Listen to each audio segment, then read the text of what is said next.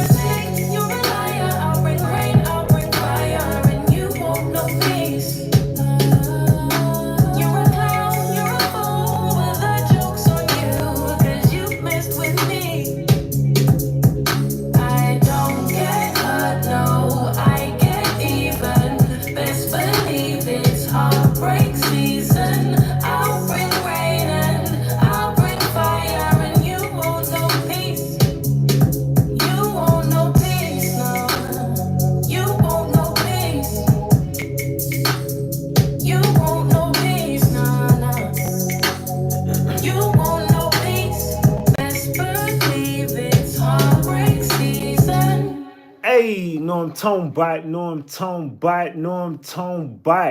We back, Ratchet Gang. We back with another one. We back with another banger. Let's get the likes up. Look, you might have forgot. Hell, they might have forgot. But you already know it's the king.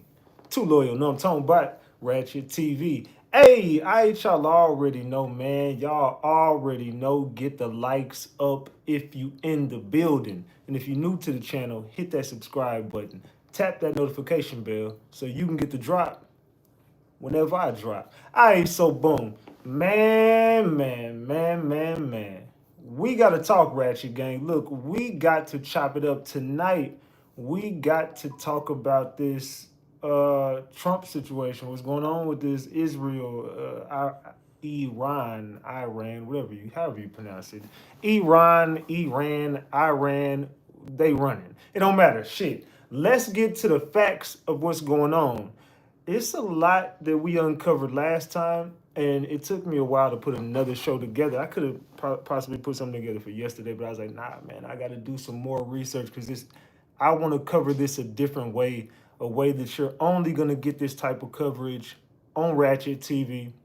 So make sure you subscribe to the channel and got your notification bell turned to all on notifications so you can get all my notifications. Are y'all ready to start this damn show? If y'all are, drop the gems. If y'all not ready, drop the eyeballs. You don't know what's going on, man. You just lost. You just lost in the sauce. Drop the eyeballs. If you ready to get this live started, drop the gems. We're going to pick up where we left off last time and kind of, we're going to kind of rewind a little bit, pick back up where we left off and take off from there. It's going to be a long night. I'm not even going to lie to y'all. It's going to be a long night, man. So I need everybody in the building. Make sure you double tap that screen so everybody gets to this live because it's going to be an action-packed live.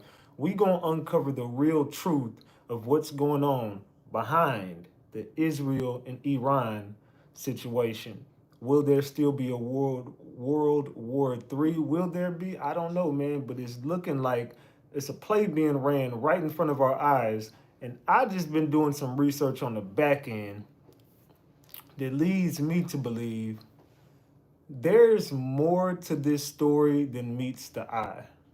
And I'm going to be honest with y'all. I think the whole thing is fabricated.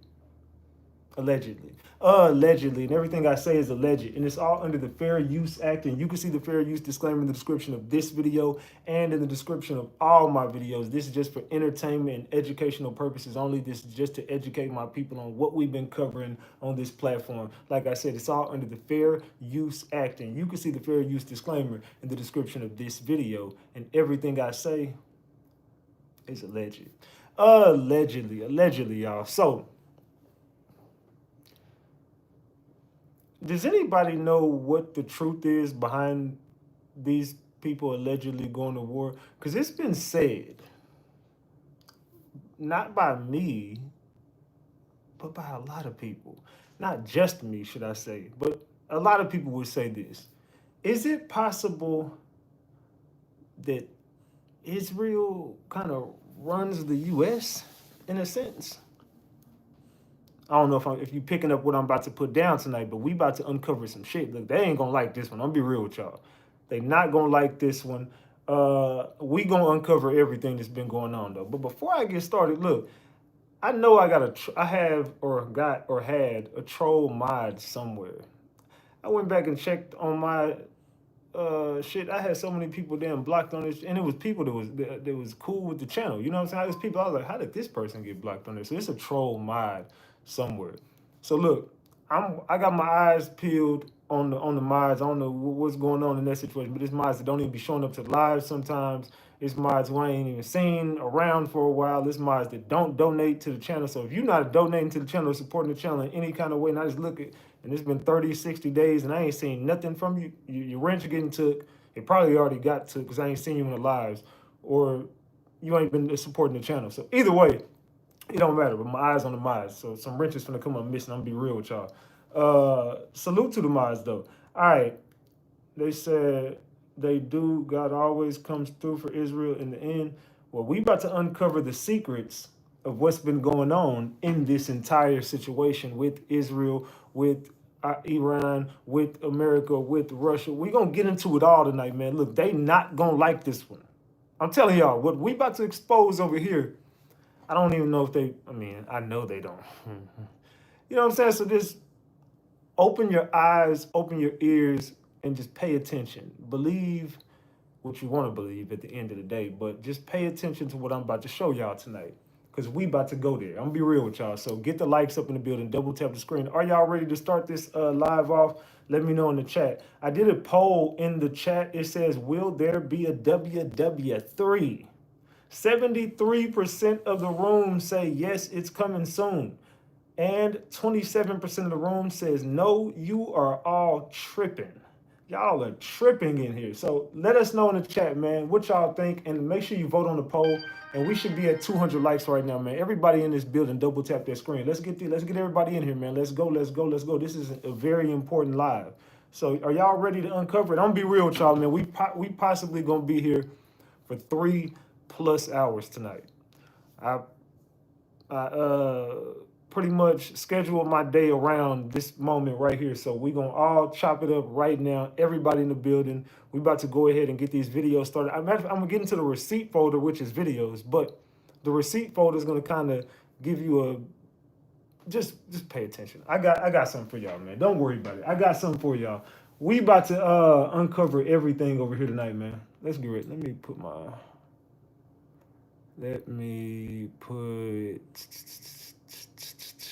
me go over here. How did I not? I could have sworn. Hold on. No.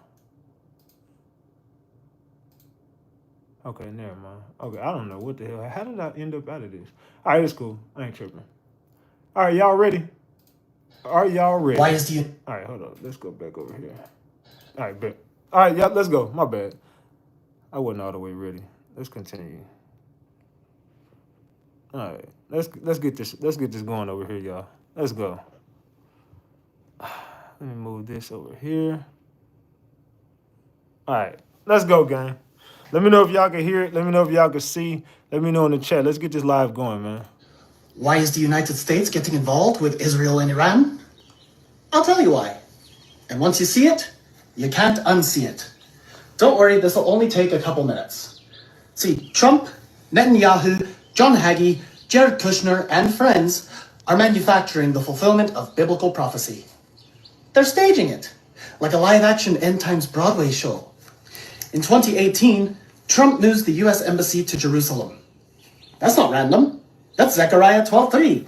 Jerusalem will become a burdensome stone for all nations. They're using scripture like a script. And here's where it gets wild. Evangelicals straight up call Trump God's chosen vessel. They compare him to King Cyrus, Isaiah 45. Cyrus is a pagan king anointed by God to fulfill prophecy and rebuild Jerusalem, and he allowed the Jews to build temple number 2. Trump was the 45th president. Coincidence? That's the kind of symbolism they eat up. They're casting him as the modern Cyrus, the one who prepares the way for the third temple. Meanwhile, John Hagee and the Christians United for Israel crowd losing their minds. They're clapping like seals every time Trump does something that nudges Israel closer to temple reconstruction. And you think it's about politics? Nah, it's ritual. It's myth in real time. Then there's the red heifers. Real ones.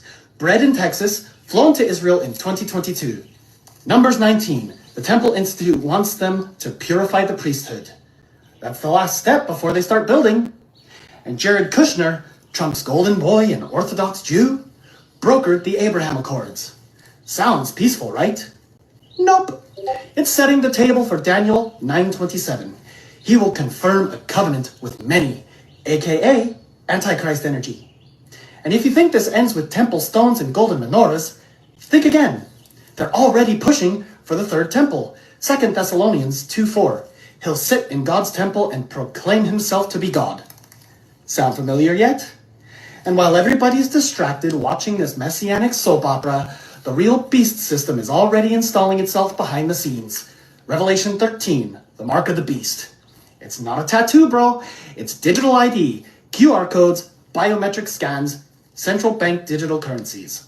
It's the system that says, take this mark or starve. That's Revelation 13:17. It's here right now, and most of y'all are cheering it on. They're not waiting on prophecy. They're building it. They're not serving God. They're playing God. Trump, Netanyahu, Hagee, Kushner, all of them. This isn't the end of days. It's the launch of a global empire. But hey, go ahead. See, now, didn't I tell y'all we was going to go there tonight? Does that make sense what he just said? So instead of prophecies being fulfilled, they're getting built. They're building these damn prophecies, and we're about to enter allegedly, possibly, a one world what in the chat. Y'all can finish that sentence for me. A one world what? Because everybody is. Have y'all not noticed that everybody is getting in line? Everybody is getting in line over here. It's like, what in the hell y'all got going on, fam? Because I mean, y'all a little bit. I mean, everybody wants peace, but y'all a little too friendly. You know what I'm saying? Like, come on, let's be honest with each other. It's like, okay, we cool with the peace and all that. I'm not saying like we want smoke or, you know what I'm saying, war. And I ain't saying that. I'm just saying like, why all of a sudden everybody playing so nice? You know what I'm saying? Like, why is everybody acting like, you know what I'm saying, they ain't been beefed out for a long time? Like, all of us saying, oh man, we just want peace, man. I just want a peaceful place, man. Everybody peace, peace, peace, peace, peace. Then you got these people, oh, well, we gonna bomb this place. Oh, we bombing that place. And then, oh, now, never mind, we cool now. I know we took out some of your people, man, but, you know, truce, bro, we cool, man. My bad for dropping them bombs. You know what I'm saying? Like, come on, what the hell y'all got going on? What's really going on that y'all... It's not about what you're on screen doing. I know this is all an act, because there's no way in hell they're really just going to tell us the truth. Like I said last time, if you go back and think about it, we just witnessed, everybody in this room witnessed things going out of that ocean. There were drones coming out of the ocean. We saw it, 50 drones coming out. Next thing you know, drones going back into the ocean. You know why? Because that's space. You call those UFOs, not drones, right? Unidentified flying objects that come out from the sea. That's because they came here when they opened them portals. There's deals that have been made out there in Antarctica, allegedly. Beyond those ice walls of the real planets, the land of Jupiter's, the land of Mars, the land of Saturn. Boom, boom, boom. Go look up your real map and know I'm not up here capping. Ain't no cap in my rap. Better go look at your real map. So, but beyond those, because no one can live in Antarctica except for scientists. No one can travel. It's a no-fly zone. You can't travel. You can't get on a boat. You can't do nothing. You cannot go beyond that ice wall. You can't go beyond that wall. It's allegedly. That's what they tell you. But there's no end of the world that you're getting to. You're getting to the end of Earth, and there's other planets out there. But that's a story for another day. That's a story for another day. I'm gonna leave that right there and just know this is bigger than me and you. There's something going on that they're not telling us, because the things that you're telling me on the surface just completely don't make any sense. So it leads me to believe that there's something you ain't telling me. Salute to the certified one for that $50. I appreciate that $50. That 50-piece McNugget. Salute. I appreciate that. That gives us $60 on that screen. Zion, thank you for the 5 you threw earlier. And Leash, thank you for the 5 you threw earlier. Salute to Leash, Zion, and the certified one. I appreciate that. All right, are y'all picking up what I'm putting down of where I'm going to take tonight's content? Are y'all understanding, or is it not making sense? Let me know in the chat. If it's making sense, let me know. If you're not understanding, let me know. Drop the gems if you get it. Drop the eyeballs if you have no idea what I'm talking about. Drop the gems if you understand exactly what I'm putting down. You picking it up. Drop the eyeballs if you don't understand. I might have to just dumb it down a little bit, because we finna get to all this content, man. We got a lot to talk about. So I just kind of want y'all to. This was my introduction into tonight's live. So with nothing else being said, let's get to this live. If everybody gets it, let's go ahead and get to this live. Y'all ready? Are y'all ready? Angie says she don't get it. All right, Angie, we're going to we'll get you up to speed. Don't even worry about it. Salute to Ray Bud, been a member for 10 months, finally back, and Big Ratchet still at it. It's been a minute. Hold on, I didn't read that last part. It's been a minute. Glad to be back home. Well, welcome home, Ray Bud. Salute. You've been a member for 10 months. Drop them flowers for Ray Bud. Salute. All right, y'all. Let's get ready. It looks like everybody understand. They said don't dumb it down.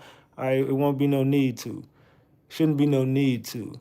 Mark Rutte, the president, reacts to NATO chief calling him daddy. He likes me. He did it very affectionately. You're my daddy. NATO chief, who is your friend, he called you daddy earlier. Do you regard your NATO allies as kind of children? No, he likes me. I think he likes me. If he doesn't, I'll let you know. I'll come back and I'll hit him hard, okay? No? He did it very affectionate. Daddy, you're my daddy. Mark Rutte. What the hell they got going on? What in the hell do they got going on? Each other. They've had it. They've had a big fight, like two kids in a schoolyard. You know, they fight like hell. You can't stop them. Let them fight for about 2-3 minutes. Then it's easier to stop them. And then Daddy has to sometimes use strong language. You have to use strong. Every once in a while, you have to use a certain word. They're not going to be fighting each other. Yeah, it's something going on, man. It's something in the air. They not telling us something. Y'all calling each other daddy and stuff. I don't know what y'all got going on. Shit's getting weird. Part of infinity. On January 24th, 1961, a B-52 bomber carrying 2 nuclear bombs broke apart in midair over Goldsboro, North Carolina. The plane had been on a routine flight from Seymour Johnson Air Force Base when a fuel leak caused the right wing to fail. As the bomber fell apart, the bombs dropped to the ground. Each bomb had a yield of 3 to 4 megatons, over 250 times the power of the Hiroshima bomb. One bomb deployed its parachute and landed intact. The other plummeted into a muddy field, with several of its safety mechanisms failing. Incredibly, 3 of 4 safety switches malfunctioned, and only a single low-voltage switch prevented a catastrophic nuclear detonation that could have wiped out most of eastern North Carolina and irradiated the surrounding region. The U.S. government kept the near-disaster secret for decades. In 2013, a declassified report finally confirmed what had long been rumored. America came within a hair's breadth of nuking itself. I got a question.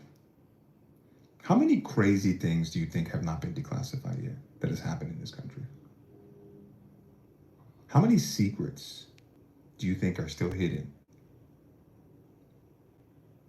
Just think about it, because I didn't know about this till today.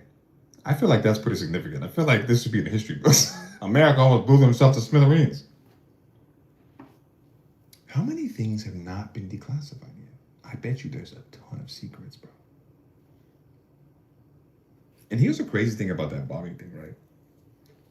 If, for example, it went off, what do you think America would have done? Back then, especially. What do you think they would have done?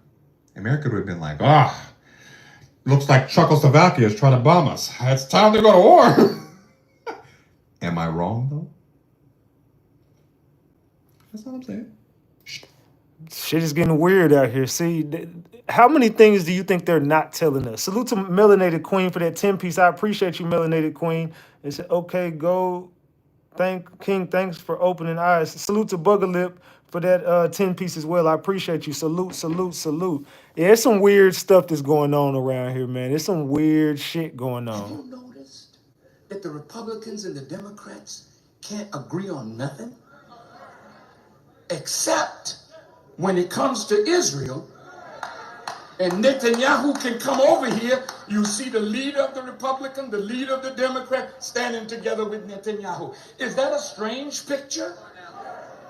That you can't agree on the welfare of the American people, but you can agree on what is in the best interest of Israel?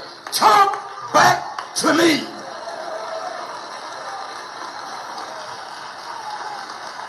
Have you noticed? So does that make sense to y'all? Look, I'm telling you, all of what we watching is a play. Salute Leash, says salute King, vote on the poll, gang. Thank you, Leash, for the 10 piece, and thank you, Roxanne, for the 5. I appreciate y'all. Salute, salute, salute. We at $95. Let's get it tonight, y'all. So like I said, they can't agree on nothing. Everything is smoke until it comes to the point of what is going on with Israel, bro? That's the real question. Something's going on there. Iran says death to America. Why doesn't that concern you? Okay, that's a chant. And by the way, I want to be very clear. Why are they chanting death to America? Why are they chanting that? That's kind of a random thing. Like, I know because they want Americans dead.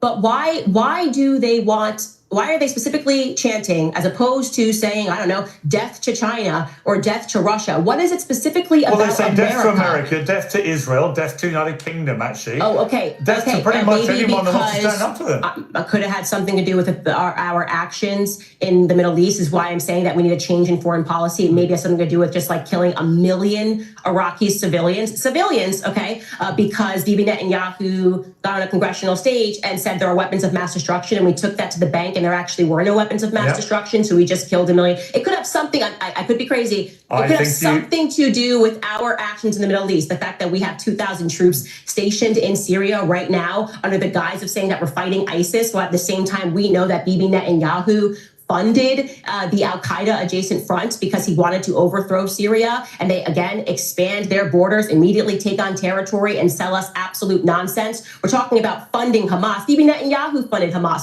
There's footage of Bibi Netanyahu saying this stuff on camera. So it's just so ridiculous to me to pretend that they're in some predicament, that they may be eradicated soon, which is why they have to keep funding all of these terrorist groups and then pretend that they're victims of terror, when in fact they are people that are imparting it worldwide. You know, I just think that, like I said, Generation 9/11 has grown up, and I think that our eyes are very clear here, and we recognize that our relationship with Israel has become increasingly problematic, and it always was problematic. So I'll again ask the questions, Piers. I'm asking you because we're having a conversation. Yeah. Name something positive that our Zionist AIPAC foreign policy has brought to America. Well, I think the positive side of, if you want an answer about that, is that America has been Israel's steadfast ally because it recognizes as a country that Israel has been under an almost unique, multifaceted threat on its border for a very long time from people that want to destroy it. And you know that you may not see that as a benefit, but Israel has been very supportive to the United States in many ways. Right, so why shouldn't America? I just want something concrete that has been benefit. Like, we got better in America in this way. Like, just name something. Gas prices, just something. Iran says death to America. So what do y'all think about that? Let me ask y'all a question in the chat, and I'm gonna switch the name up a little bit. So we're just gonna call it Shizreal. Shizreal. Do you trust Shizreal? Gang, let me know in the chat. Do y'all trust Shizreal? Thank you, Paul, for the $5. Salute to Paul for the 5 piece. Salute to Certified One for that gifted membership. Also, salute to Capri for that 5 piece. I appreciate you. Salute, salute, salute. Do you guys trust the relationship with Shizreal? Do y'all trust it? Let me know in the chat. How many nuclear weapons does Iran have as of today? Right now, I hope none. Okay, how many does Israel have? Listen to this, y'all. Listen closely to this. He said, how many does Iran have? He says, none that he knows of. Then he asks us about Israel, and listen to this. No idea. No idea? You were in the government. They don't tell you that stuff. No idea. Who do they tell? No idea. Do you recognize the hypocrisy of Israel having a secret illicit nuclear weapons program that it won't open up its doors to and won't talk about, and then lecturing everyone else in the region about nuclear weapons? Absolutely not. You know why? You talk about hypocrisy. If an Iranian guest came on my show and I asked him about Iran's nuclear program, he said, I don't know, I'm not going to talk about it. Would you be okay with that? You'd be outraged. Of course, and you sit here as a former minister of the Israeli government saying, "Oh, I don't know if I talked about nuclear because there was like 16 United Nations Security Council resolutions against Iran. And there is against Israel. And there is against Israel as well. About about your nuclear program now. Yes, there is. UN Resolution 487. Let me read it to you. The UN Security Council in 1981 says, calls upon Israel urgently to place its nuclear facilities under the safeguards of the IAEA. Why haven't you done that? Because Iran has never attacked a neighbor. Israel has repeatedly attacked its neighbors. Iran signed the Non-Proliferation Treaty. Israel has refused to sign. Iran submits to inspection by the International Nuclear Energy Agency. Israel refuses to submit. Iran has no nuclear weapons. Israel has between 75 and 400 nuclear weapons. So Israel poses an existential threat to Iran. For the last 40 years, Israel has conducted a systematic campaign of disinformation about Iran. Why the lies? Why the double standards? Why the hypocrisy? How many nuclear weapons? They're saying, look, y'all are being hypocrites because allegedly they're saying, look, Israel is the one with the nuclear weapons, not Iran. You can't even detect nothing over there. Matter of fact, they don't have any, and that's why y'all keep attacking them anyway, because y'all know that they can't fight back with nuclear weapons, and you do have them. So you know that they can't beat you. Allegedly. But the Israel in the Bible is not the same Israel as today. And I know what you're thinking, and you're already jumping into conclusions, but hear me out. People are over here fighting and debating over a misunderstanding of what Israel actually means. They think that the modern Israel is the same as the Israel God promised in the Bible. It's not. In the Bible, Israel means two things. First, Israel was a person. In Genesis 32, Jacob wrestled with God, literally fought him all night long. And after that, God changed his name to Israel, which means he struggles with God. Second, Israel became a nation. Jacob's 12 sons became the 12 tribes of Israel, God's chosen people. But hear this out, they were not chosen because of their land. They were chosen because of God's promise. The nation of Israel existed under kings like David and Solomon. But guess what? They lost their land. They were exiled because they turned away from God. Fast forward today, Israel was founded in 1948 as a political state. But that's not the same as biblical Israel. It's not ruled by biblical law. Not everyone there is a descendant of the 12 tribes. And the land does not define God's people. Faith does. So when people think that defending modern-day Israel is the same as defending God's chosen people, no, you're missing the whole point of Scripture. God's Israel was never about land, but about a relationship with Him. But the Israel in the Bible. What do y'all think about that? What do y'all think about that, man? Like today's Israel allegedly it's not the same. They've been saying that Iran was 15 to 20 days away from creating a nuclear weapon since the 1990s. They were always days away from creating a nuclear arsenal. They still haven't gotten it done yet. It's the same exact script over and over and over and over and over, but they've been planning to invade Iran for a long time. So they use Israel as a proxy this time to make it happen. Now they have the justification to utilize the U.S. Army. The military-industrial complex has been activated, which is going to generate them billions of dollars because the weapons that they're using are all in the stock market. The companies that made those weapons are on the stock market, so they're playing the stock exchange. So they're going to clean up and make a lot of money on those stocks. It's all a money play. But you guys can't see behind the scenes, but I can. They've been saying that Iran. What y'all think about that? He's saying, look, this is all a money play, dog. This is all a money play for them. At least name a couple of good things that Zionism has brought to America. I mean, do you have a clip, by the way, Skylar, of Bibi Netanyahu just listing every war that we should get involved in? Yeah, let's run that. If you take away the Soviet Union and its chief proxy, the PLO, international terrorism would collapse. If you take out Saddam's regime, I guarantee you that it will have enormous positive reverberations on the region. Obviously, we'd like to see a regime change, at least I would, in Iran, just as I would like to see in Iraq. The question now is a practical question. What is the best place to proceed? It's not a question of whether Iraq's regime should be taken out, but when should it be taken out? It's not a question of whether you'd like to see a regime change in Iran, but how do it... Are there any other nations that you would recommend that the United States launch preemptive attacks upon at this point? The answer is categorically yes. The two nations that are vying, competing with each other, who will be the first to achieve nuclear weapons, is Iraq and Iran. But a third nation, by the way, is Libya as well. Libya is trying very rapidly to build an atomic bomb capability. So you have here now three nations. All stand together to stop Iran's march of conquest, subjugation, and terror.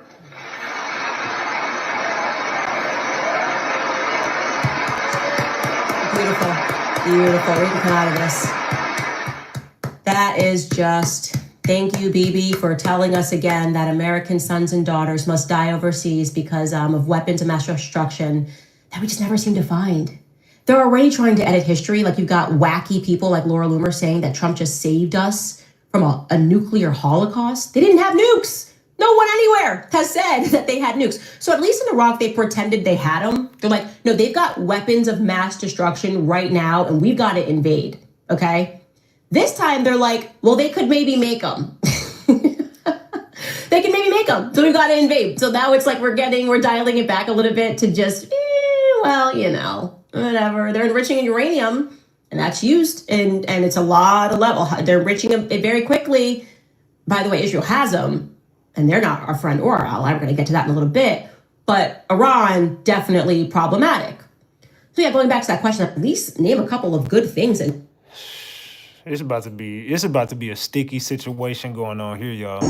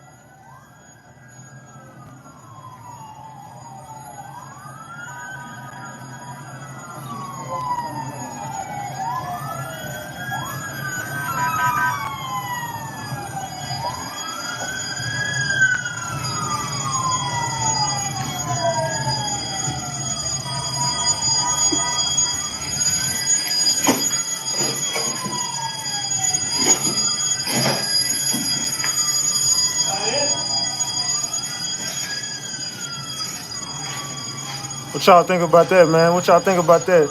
Crazy shit, right?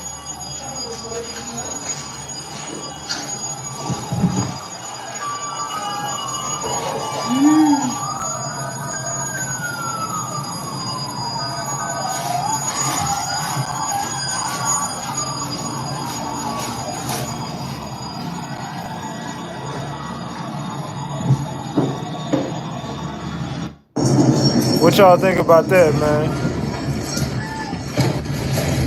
Yeah, that's some crazy shit, right? Just to be in there, that's got to be So crazy. Hitler said, even in his death, he will start World War III. One of his soldiers asked how. Hitler replied, the day mankind finds out what I was trying to defend this nation from, then that's the day World War III will start. For on that day, mankind will learn that I was trying to save my nation from the Freemasons, the Illuminati, the Jews. For if Americans win the war, then they will conquer the world and forever be a slave to the Jews. And they would try to conquer God. That's accurate. That's exactly what happened. Interesting words from that Kanye read on that live stream. Israel attacked Iran to prevent Iran from getting nuclear weapons. Would you help Israel launch the attack? Congressman Paul, would you support Israel and help Israel in such an attack? No, I wouldn't do that. But there'd be good reason, because I don't expect it to happen, because, you know, the Mossad leader that just retired said it would be the stupidest thing to do in the world. And it's a big argument over in Israel. They're not about to do this. They've just pulled 40 major experts on foreign policy here by the National Journal. Not one of them said there should be a unilateral attack on the sites in Iran. So that's not going to happen. And if it did, you're supposing that if it did, why does Israel need our help? We need to get out of their way. I mean, we interfere with them. We interfere with them when they deal with their borders, when they want to have peace treaties. We tell them what they can do because we buy their allegiance and they sacrifice their sovereignty to us. And then they decide they want to bomb something. That's their business, but they should, you know, suffer the consequences. When they bombed the Iraqi missile site, nuclear site back in the 80s, I was one of the few in Congress that said it's none of our business, and Israel should take care of themselves. Israel has 200, 300 nuclear missiles, and they can take care of themselves. Why should we commit? We don't even have a treaty with Israel. Why do we have this automatic commitment that we're going to send our kids and send our money endlessly to Israel? So I think they're quite capable of taking care of themselves. I think we do detriment. Just think of all the money we gave to Egypt over 30 or 40 years. Now look, we were buying friendship. Now there's a civil war. They're less friendly to Israel. That whole thing is going to backfire once we go bankrupt and we remove our troops. So I think we should be very cautious in our willingness to go to war and send troops without a proper declaration by the U.S. Congress. Israel. Man, we dropping them gems tonight, and this is just a receipt folder. We ain't even started on the show yet, gang. We still got some time to go. They know Iran doesn't have a nuclear weapon. That's the only reason they're comfortable attacking them. Because they know Iran cannot attack back with nuclear weaponry. And they arrogantly thought their Iron Dome was going to protect them.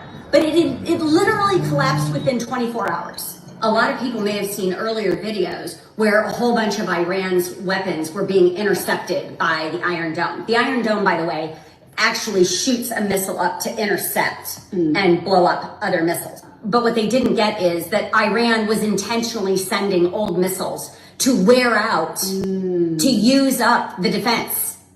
And once they felt like they had sufficiently worn down the defenses of the Iron Dome, then they started unleashing the heavy duty stuff. And Iran has hypersonic missiles. And I don't know if you've seen one of those on video. It is insane how fast they come in. You're not getting out of the way of a hypersonic missile. You may be able to see some other type of missile up in the air heading your way. You run for the hills. You're not running from a hypersonic missile. As fast as you see it, it's there. It travels faster than the speed of sound. So it hits you before you even hear it coming. They've also unleashed a new type of weaponry that we've never even seen before. Hey Siri, how many missiles does Iran have? It's going to be in the thousands. 3. They know Iran doesn't have a nuclear. Man. This guy, I'm telling y'all, this could get real interesting here real soon. Here is an Hey, y'all double tap that screen, man. We should have way more than 344 likes, man. Double tap that screen. uncomfortable truth about what's going on in the Middle East. This is Israel being bombed in the last 24 hours by Iran.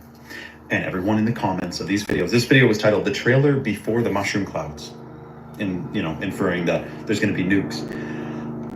The top comments are absolutely stoked seeing it come back to Israel's doorstep. Haha, frick around and find out. You're getting what's coming. You didn't know Iran could throw punches back. But here's the opinion you're not going to see the right or left talk about. They did know this was going to happen. This is absolutely allowed, engineered, fomented, and orchestrated to happen. Iran fights back. Israel demands assistance. Something happens in the US that garners the American support for the war effort. America joins forces with Israel, and then China and Russia join forces with Iran. And we get to a World War III scenario. This is why we're talking about watching out for a false flag, some type of attack within the United States. This is what they're not talking about. You think the tip top of Iran has beef with the tip top of Israel? They're buddies. This is part of the New World Order. cause a massive world war, completely revamp the entire societal conditions, economic system, etc., demolish it, and install a new world order. That is 100% the plan. And if you want to know more about this absolute truth, comment Rumble below, and I'll send you the link to my Rumble live feed. We're going live every single day talking about this. What y'all think about what y'all think about that, man? Do you think that they're gonna do a one world system here, a new world order, if you will? Do you guys think it's coming? U.S. belongs to Israel. What do y'all believe that? Let me know in the chat. יש את הסנאט, יש את הקונגרס, יש את הכוח היהודי שהוא עצום. We have the Senate, the Congress, and a record strong blank lobby on our side. חזק משהיה אי פעם. We have a strong influence over general support in America. יש דעת קהל, יש לנו כוחות כבירים בדעת הקהל שמתנגדים למדיניות הזאת, גדולי הפרשנים. America won't force us into anything. אמריקה לא תכפה עלינו דבר, אם לא נרצה. בקשה אחת. What do y'all think about that, man? Do they have control over us? Is that the scenario? Russia just said that the U.S. lied about Iran pursuing nuclear weapons. Now, why would the U.S. attack them if they lied about nuclear weapons? It makes no sense. It can't be because they have literally 87% export of oil to China, or maybe it's the fact that they sell that oil on a currency that's not the U.S. dollar, or maybe no, it can't be that. It's also not the fact that Iran is, one of the only countries left besides North Korea that isn't attached to a central bank. It's probably none of that. Wait a second. Weren't there 5 other countries that were attached to a central bank that the U.S. went to war with and demolished completely? Oh yeah, like Libya, like Iraq, Afghanistan, Cuba. Ring a bell? Now there's only 2 left that we haven't gone to war with? Iran and North Korea, and suddenly we're fucking bombing them? Yeah, it sounds like it's not about nuclear weapons, is it? Sounds like it's more about fucking money and control. But the narrative, guys, weapons of mass destruction, it worked for a 20-year war in Iraq and Afghanistan. It better work for this one in Iran. It's the same thing. Run it back. Terrorism. Run it back. Guys are running the same plays over and over and over again. You know why? Because people are so fucking dumb, they believe it every time. Maybe if you guys weren't so fucking stupid, maybe they wouldn't feel so confident going to war. But wait. I don't think you're stupid. So maybe we should share this and let them know none of us are stupid. Russia just said that the... Yeah, man, we starting to see it very clear. African Americans built this nation. We built this nation. You're just starting to get real credit for that. Okay, I don't know if you know that. You're just starting to you built the nation. What do y'all think about that? Trump says African-American culture built the nation. Salute to Reese Cup says, salute Ratchet Mods and Ratchet family. Get them likes up and support Ratchet for the great and amazing content. I appreciate you for that 20-piece. Salute. Let's get this shit started, man. Let's get it started over here, man. Let's get this live going, man. Are y'all ready? Are y'all ready to get this live going? All right, man, let's go ahead and get to it, man. Let's get to it. Let's go. A short time ago, the U.S. military carried out massive precision strikes on the 3 key nuclear facilities in the Iranian regime, Fordow, Natanz, and Esfahan. Everybody heard those names for years as they built this horribly destructive enterprise. Our objective was the destruction of Iran's nuclear enrichment capacity and a stop to the nuclear threat posed by the world's #1 state sponsor of terror. Tonight, I can report to the world that the strikes were a spectacular military success.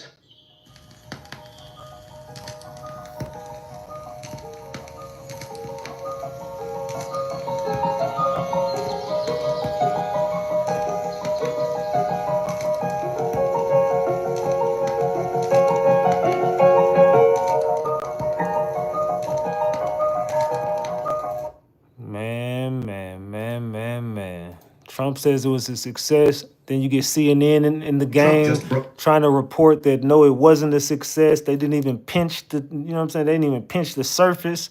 It's been a lot going on, man. Trump cussing people out. It's a lot going on, man. Brokered a ceasefire between Iran and Israel. And then on live TV, he turned around and scolded Israel. Drop one more bomb and your pilots are coming home. Sounds like peace? Not really. Just hours before the truce, U.S. warplanes struck Iran's nuclear sites. Fordow, Natanz, Isfahan. The White House claimed victory. Threat neutralized. But Pentagon insiders admit Iran's nuclear program is only delayed by a few months, and the fighting didn't really stop. Iran still fired missiles toward Israel, even aimed at a U.S. base in Qatar. Luckily, they missed. But tensions? Sky high. Trump didn't hold back. I'm not happy with Israel. I'm not happy with Iran. Then he dropped a new slogan. Make Iran great again. Is this really peace, or just round one? What do you think happens next? Especially if you're American. How do you feel about what Trump just said? Drop your thoughts below. Salute to Angie for that 5-piece and says, what did Angie say? Angie said, you're on it. Great work. Thank you. I appreciate that 5-piece. Salute, salute, salute. Let's continue, man. Let's get back to this. Do you know for sure where all the highly enriched uranium is? Well, Brett, I think that's actually not the question before us. The question before us is... So you see this right here. He don't want to answer the question. It was kind of crazy. It said J.D. Vance deflects question on location of Iran's enriched uranium. Destroyed. Iran's nuclear program hit hard, but not finished. Allegedly, y'all. Do you know for sure where all the highly enriched uranium is? Well, Brett, I think that's actually not the question before us. The question before us is, can Iran enrich the uranium to a weapons-grade level, and can they convert that fuel to a nuclear weapon? Hours after the world was told the bombs had stopped, whispers from inside Tehran suggest a far more dangerous truth, one no one is ready to admit. President Trump announced a ceasefire following a major strike on Iran's nuclear sites, declaring a step toward peace.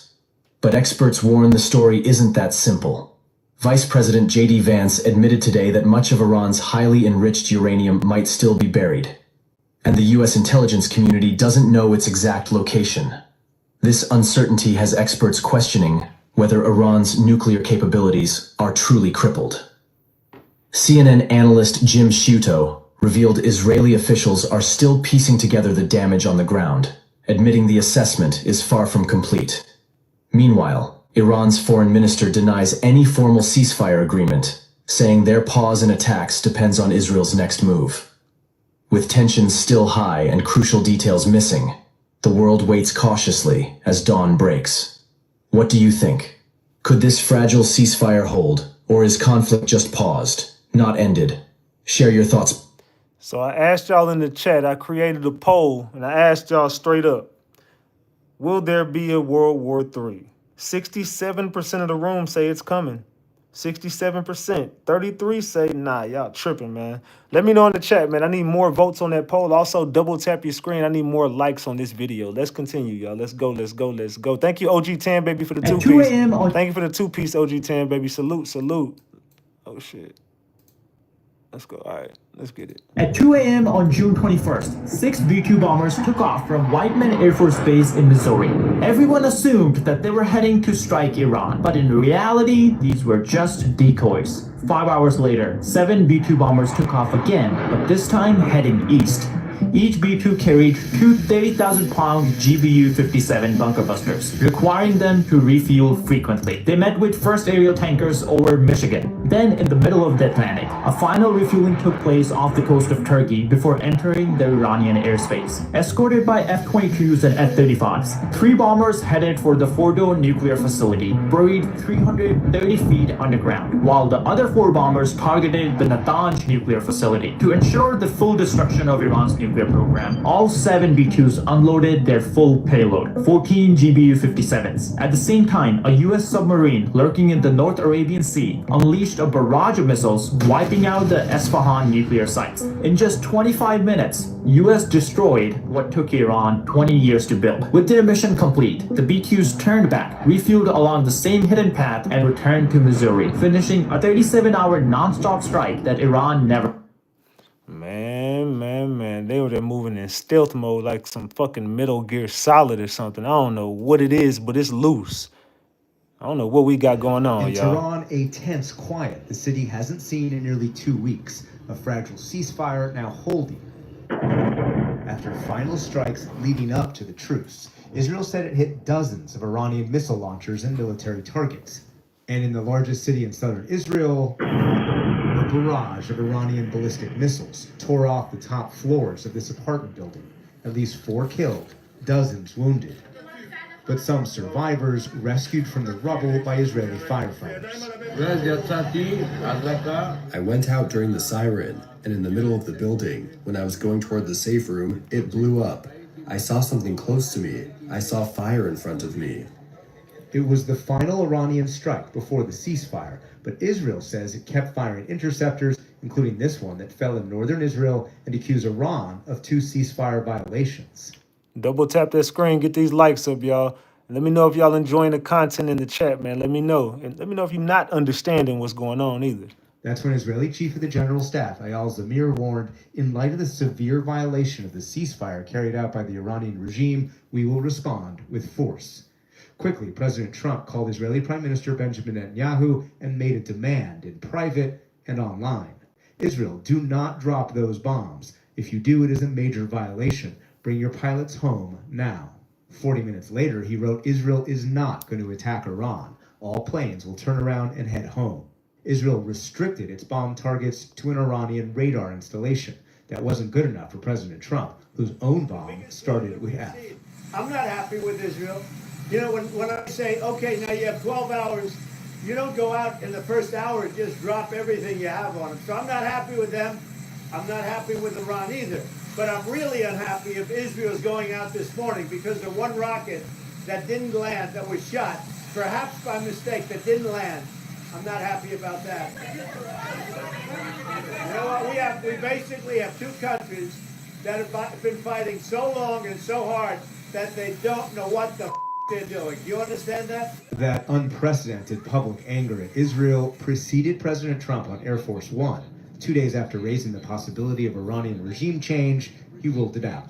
Do you want to see regime change in Iran? Oh, if there was, there was. But no, I don't want it. I'd like to see everything calm down as quickly as possible. Regime change takes chaos. And ideally, we don't want to see so much chaos. So we'll see how it does. You know, the Iranians are very good traders, very good business people, and they got a lot of oil. They should be fine. They should be able to rebuild and do a good job.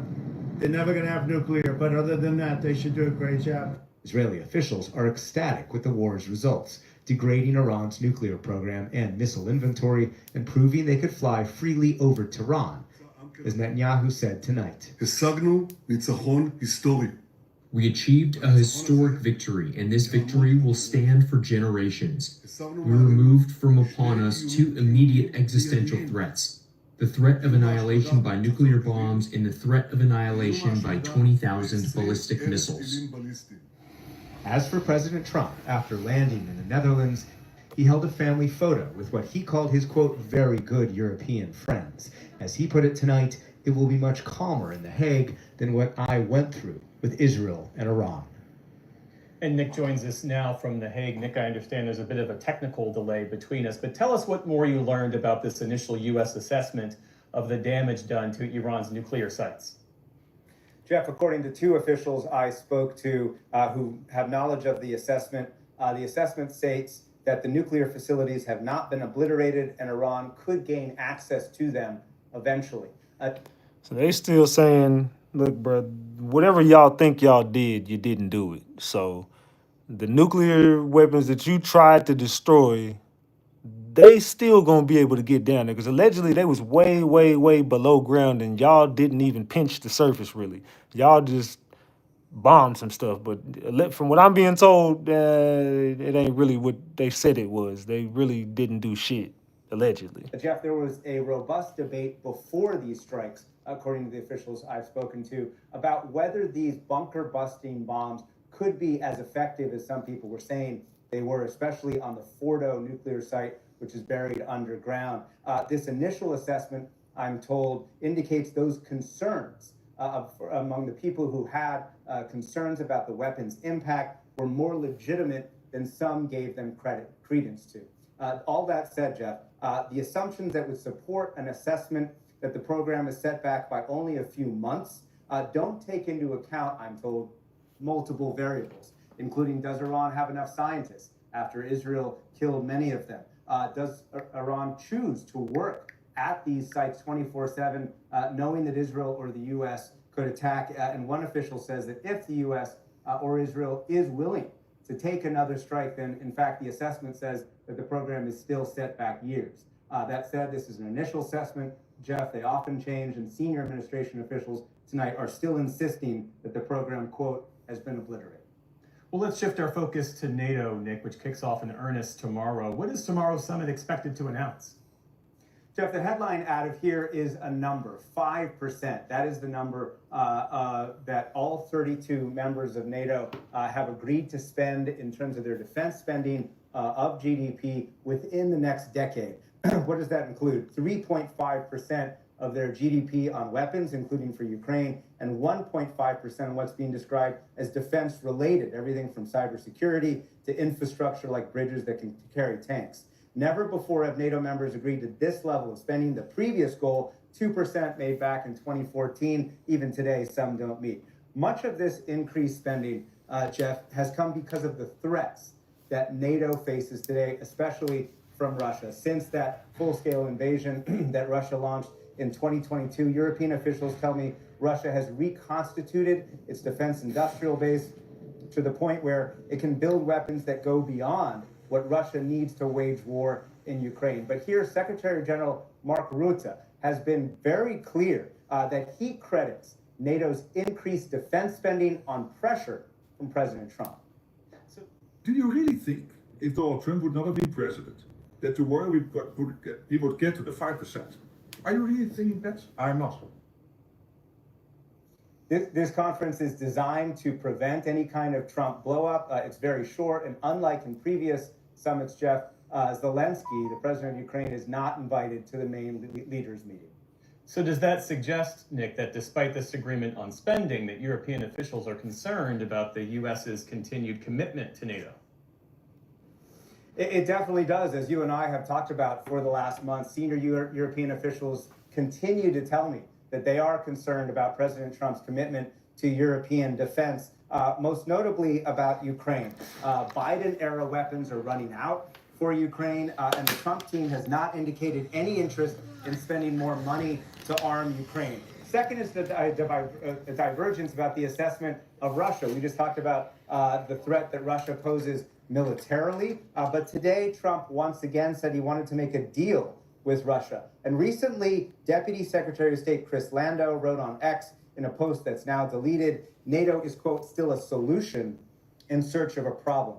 And then there's European concerns the U.S. will withdraw some of its troops from Europe. A senior European military official told me today the new spending requirements assume that the U.S. will keep its troop levels in Europe. President Trump today perhaps reinforced some of these European concerns when he would not commit to NATO's bedrock Article 5, that all member countries would come to any other member country's defense if attacked. Are you still committed to Article 5 of NATO? Depends on your definition. There's numerous definitions of Article 5. You know that, right? But I'm committed to being their friends. You know, I've become friends with many of those leaders, and I'm committed to helping them. Are you still committed to mutual defense? I'm committed to saving lives. I'm committed to life and safety. European officials say there is only one definition of Article 5, and that is collective defense, in which the United States would need to be willing to go to war for Europe. And without that commitment, they say, Jeff, the alliance is weaker. Nick Schifrin reporting from The Hague tonight. Nick, our thanks to you. So we basically gonna have to go to war with with motherfuckers. That's basically what that's telling me is we just got to be ready to go to war.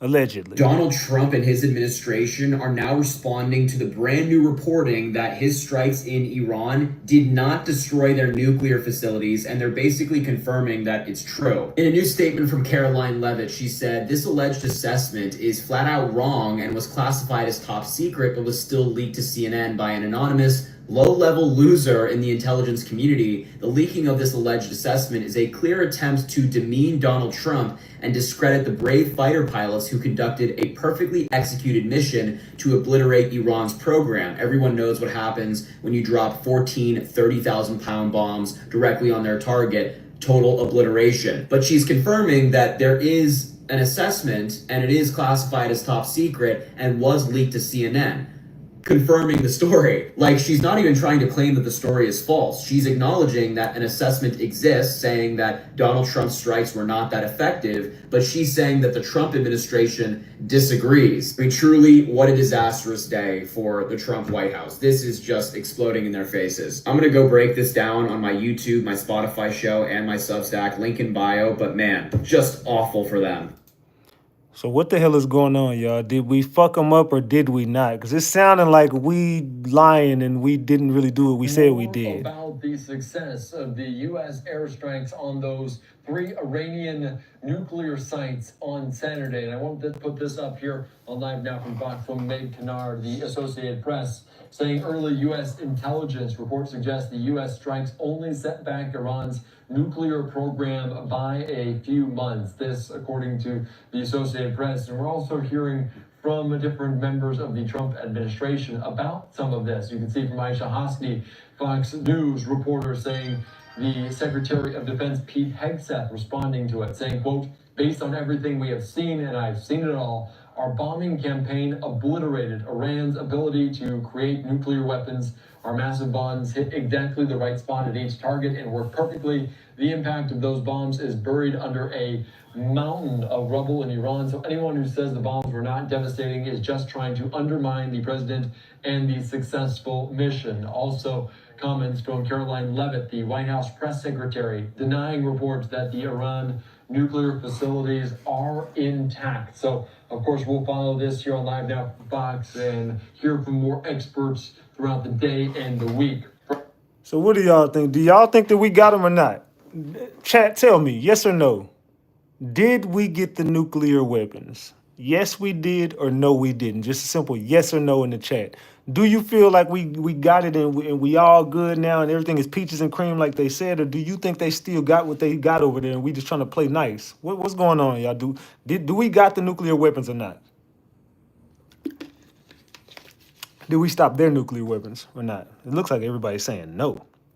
You're not getting through solid stone and marble. They saying, hell no, we didn't get shit. Oh, man, so if we didn't get it, that's making us look goofy. That is making us look goofy as hell. Oh, man. All right, let's go. Let's continue. Bombshell report, the American bombing of Iran didn't work. A classified report from the U.S. government, according to the New York Times, says the American bombing of Iran's nuclear sites sealed off the entrances to 2 of the facilities, but did not collapse their underground buildings. The early findings conclude, says the New York Times, that the strikes over the weekend set back Iran's nuclear program by only a few months. Donald Trump claimed that the sites were completely obliterated that evening. I said at the time that it would take 2 to 3 days, because that's what the experts say, to check out the satellite images, but also to figure out what's going on underground, because the satellite images don't necessarily tell you what's underneath. Trump jumped the gun, Trump claimed it was over, and Trump claimed that we should end the war, and he did. He forced a ceasefire to happen last night when we weren't done. By the way, when Trump did the initial assault, he said that was all we were doing. We weren't going to hit again. I said at the time that typically you've got to hit 2 or 3 times the same site after the satellite imagery comes back and you see how much damage you did to make sure you destroy it entirely. But Trump wanted to do it just once and promised to end it. He forced a ceasefire to go through. And now this whole affair was to set Iran back a couple months. Yeah, hope you get that Nobel, Donald. Because a great nation deserves the truth. I'm John Aravosis reporting live from Washington, D.C. Be sure to follow me and check out my lives Monday to Friday, 6 o'clock Eastern, where we're going to delve into this. Oh boy, will we. Salute to I Don't Like Nobody, period, for that 2-piece. Also, salute to I Own the Eaglin for that membership. And also, salute to Big Baby for that 5-piece. I think he threw up a 5-piece. If not, whatever. Salute Big Baby. I appreciate it. We have some major news. CNN is now reporting that 3 sources have told them that Donald Trump's strikes on Iran did not eliminate their nuclear program as he's claiming. Just take a look. This is CNN Breaking News. major breaking news into CNN. 3 sources tell CNN that according to an early U.S. intelligence assessment, the U.S. military strikes on 3 of Iran's nuclear facilities last weekend did not destroy the core components of the country's nuclear program and likely only set it back a few months. That's right. So this is an assessment that actually is out from the Defense Intelligence Agency. That is the Pentagon's intelligence arm. And it was based on a battle damage assessment conducted by U.S. CENTCOM after the strikes, according to one of the sources. Yeah, Donald Trump told all of us that the program was quote unquote obliterated, totally gone. There's no coming back from that. And now U.S. intelligence is saying, well, no, they'll actually be back in about 2 months. Trump is claiming mission accomplished, but U.S. intel is saying not so fast. I'm going to go talk about this more on my YouTube, my Spotify show, and my Substack link. What y'all think about that, man? I'm disappointed, man. I can't lie. It's just like, what? So what the fuck are y'all?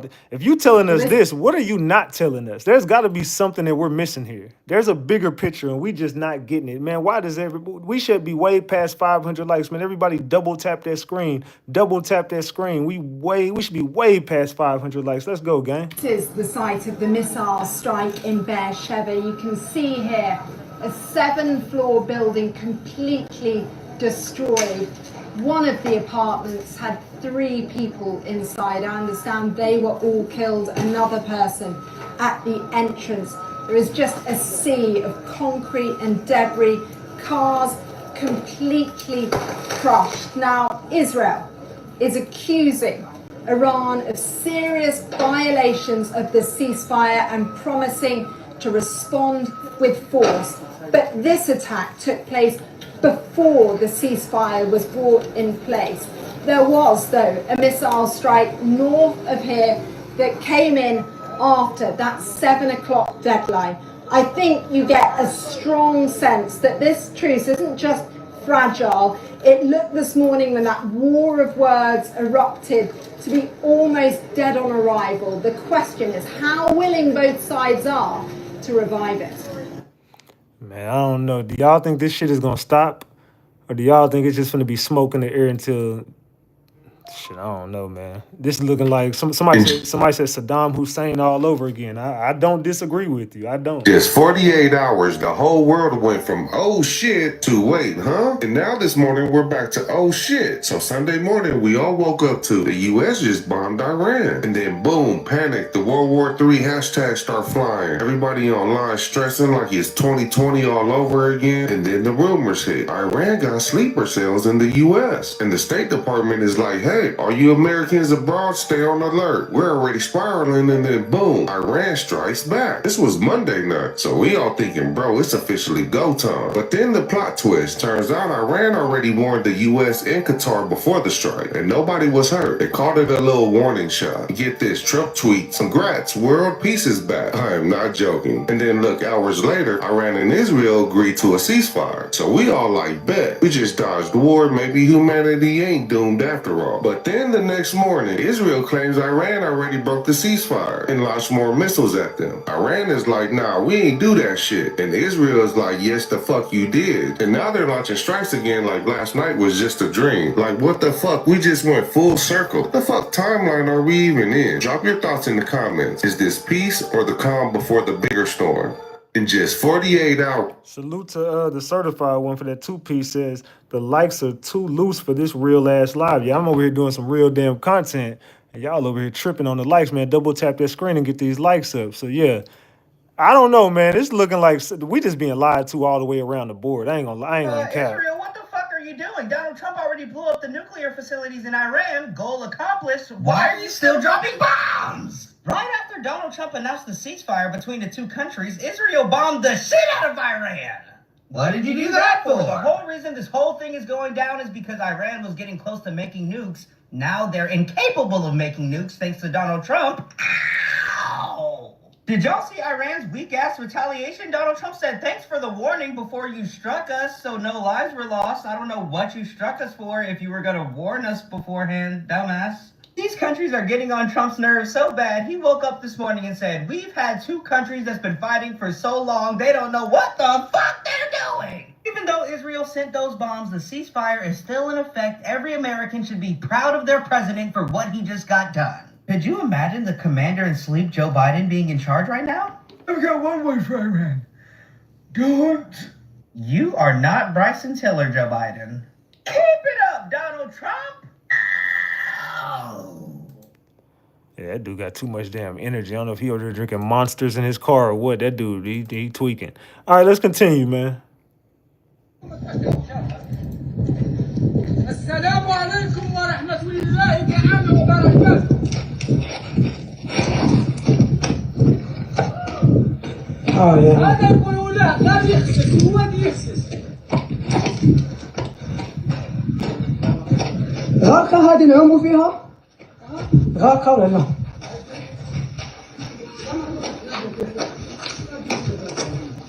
ما شيء غاقة.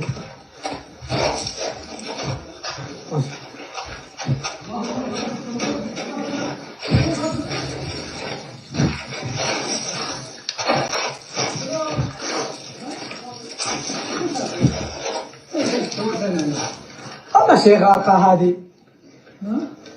فكر ندخلوها نشوف. I think they basically trying to show us, like, look, fam, y'all really didn't do what y'all think y'all did. I think this is just their way of showing us y'all didn't do shit compared to what y'all really thought y'all did, fam. What y'all thinking, man? Yeah, this is the alleged damage that was done, man. This is the alleged damage that was done. What do y'all think? Did they fuck it up or not? What y'all think, gang? Did they fuck it up or not?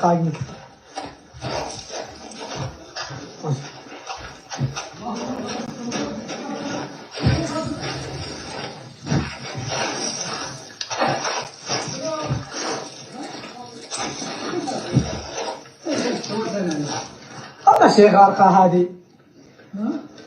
فكر ندخلوها نشوف. Man. It's looking like they really trying to flex on us. Like, look, fam, y'all came over here and just put a hole in some shit. Y'all really didn't damage no nuclear weapons, though. Breaking news, Iran and Israel have agreed to a U.S.-brokered ceasefire. But here's what they didn't show you. Just hours after the ceasefire was announced by Donald Trump, Iran launched fresh missile attacks on Israel's southern city of Beersheba, killing at least 3 civilians. In response, Israeli jets struck deep into Tehran, targeting prisons and suspected missile sites.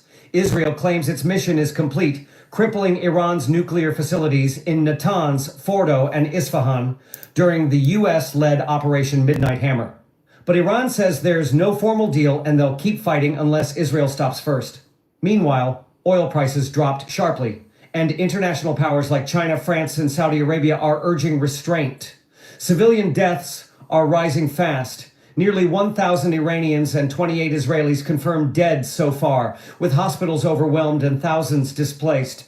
So the big question, is this really a ceasefire or just a break before the next explosion? Stay tuned. Follow us for daily updates on this explosive. I don't know. It's looking like it's more to come. I don't think that's the end of it. I'm going to be real. I don't think it's the end of it. We have really big news right now. There's significant bombing happening in Tehran right now as we speak, just minutes after Donald Trump announced this ceasefire. Donald Trump is saying that this is going to be a, quote, forever ceasefire. But there's currently significant bombing as Israel continues to bomb parts of Tehran. Israeli officials believe that Iran may launch one last major ballistic missile strike at Israel as well. French sources are saying that if Israel does not stop bombing within the next 15 to 20 minutes or so, then Iran will consider it to be a violation of the ceasefire. The ceasefire is holding for now, but remember, this is a ceasefire that hasn't taken effect yet. Israel's still bombing, Iran still might bomb, and we don't know whether or not the ceasefire will actually take effect. And according to the White House, this ceasefire will only remain so long as Iran refrains from future attacks. And well, if Iran launches missiles at Israel, maybe that violates ceasefire. I don't know, there's a whole lot of just back and forth right now. We'll provide you updates as we get more information, so follow along. I don't know, man. I just think they're trying to create a system that everybody can abide by. They people, our people, everybody people. That's what I see. I don't see nothing more than them trying to shake us down, just like they did during blank 19. And then they basically told everybody, hey, you do this or else. Some of y'all did it. A lot of us didn't.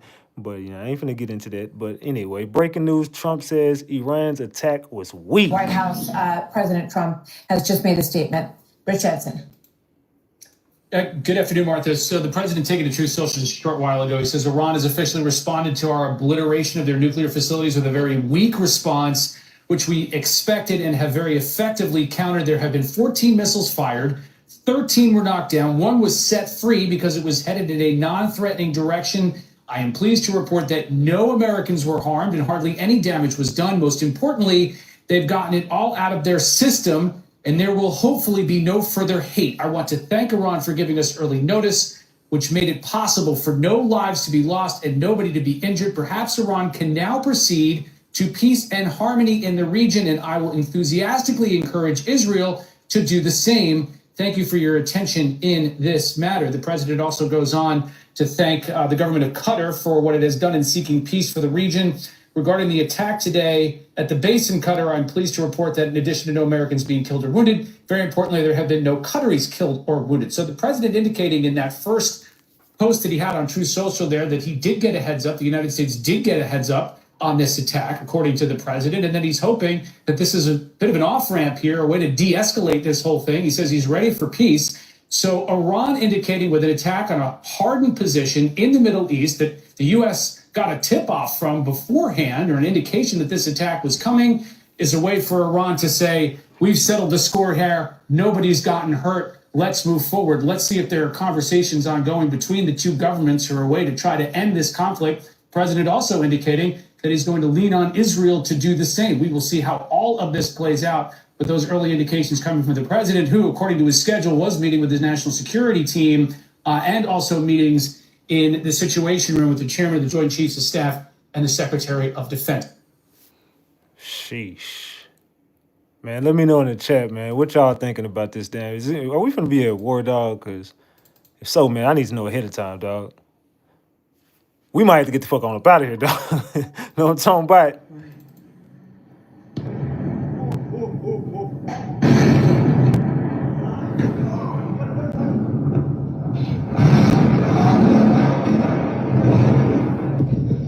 السلام عليكم ورحمة الله تعالى وبركاته.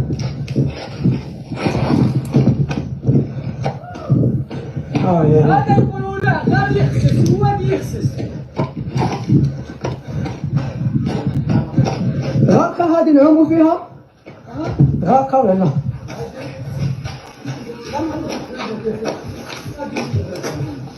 ما سيبها هاكا يمكن.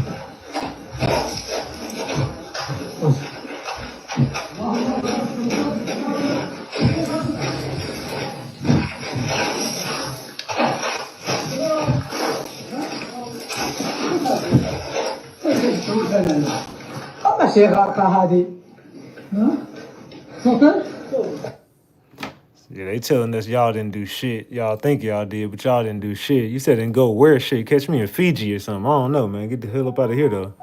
So apparently Iran just attempted to bomb our military base in Qatar. I mean, this is honestly just fucking theater. Like, please stop. But I'm actually here for it, and this is why. Because there is no reason for us to escalate. This just gave them the ability to save face to their people by trying to say that they did something in retaliation to what was done to them.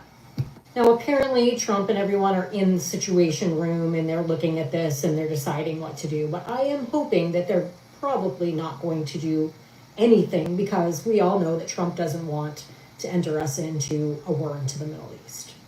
And this just kind of gave Iran a way to, as I said, save face, but not escalate with the United States.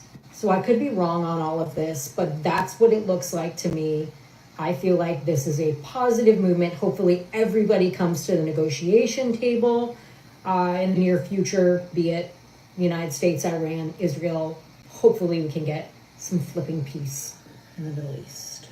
I don't know if we're going to get no peace. It sounded like we might, but again, I still think these attacks are a cover up for something that we're not supposed to know. That's just my opinion. I think that all of this is to cover up something that we're not supposed to know. I think that this is not what we're looking at. I don't think that these are just people that are just still at war and still beefing with each other. I feel like this is something else going on. There's more to the situation than you're telling us. I don't think that the real truth has came out, and I don't think we'll ever get the real truth. I mean, I think that they're giving us like they're basically just giving us a story just to shut us up, just like they did with the drones coming in and out of the ocean. They basically just said, oh, those were hobbyists, man. Those were just everyday people flying drones. No, you told us that you was going to start shooting drones down. They were going over military bases. Y'all started having a military go up there.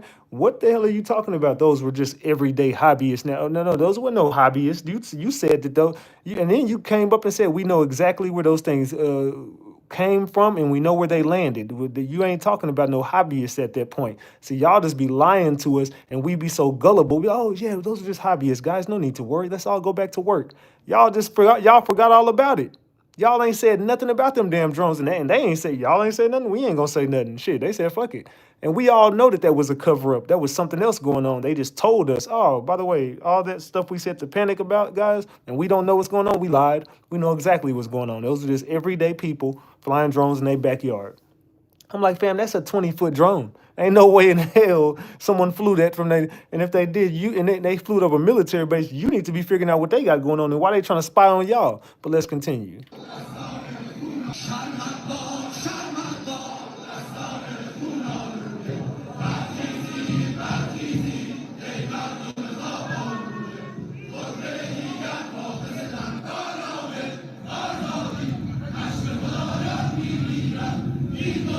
Her neighbors began to respond to her. We're not going anywhere. They, meaning the regime, are the ones who've got to go. These words echo in my heart and should echo in every corridor of power around the world.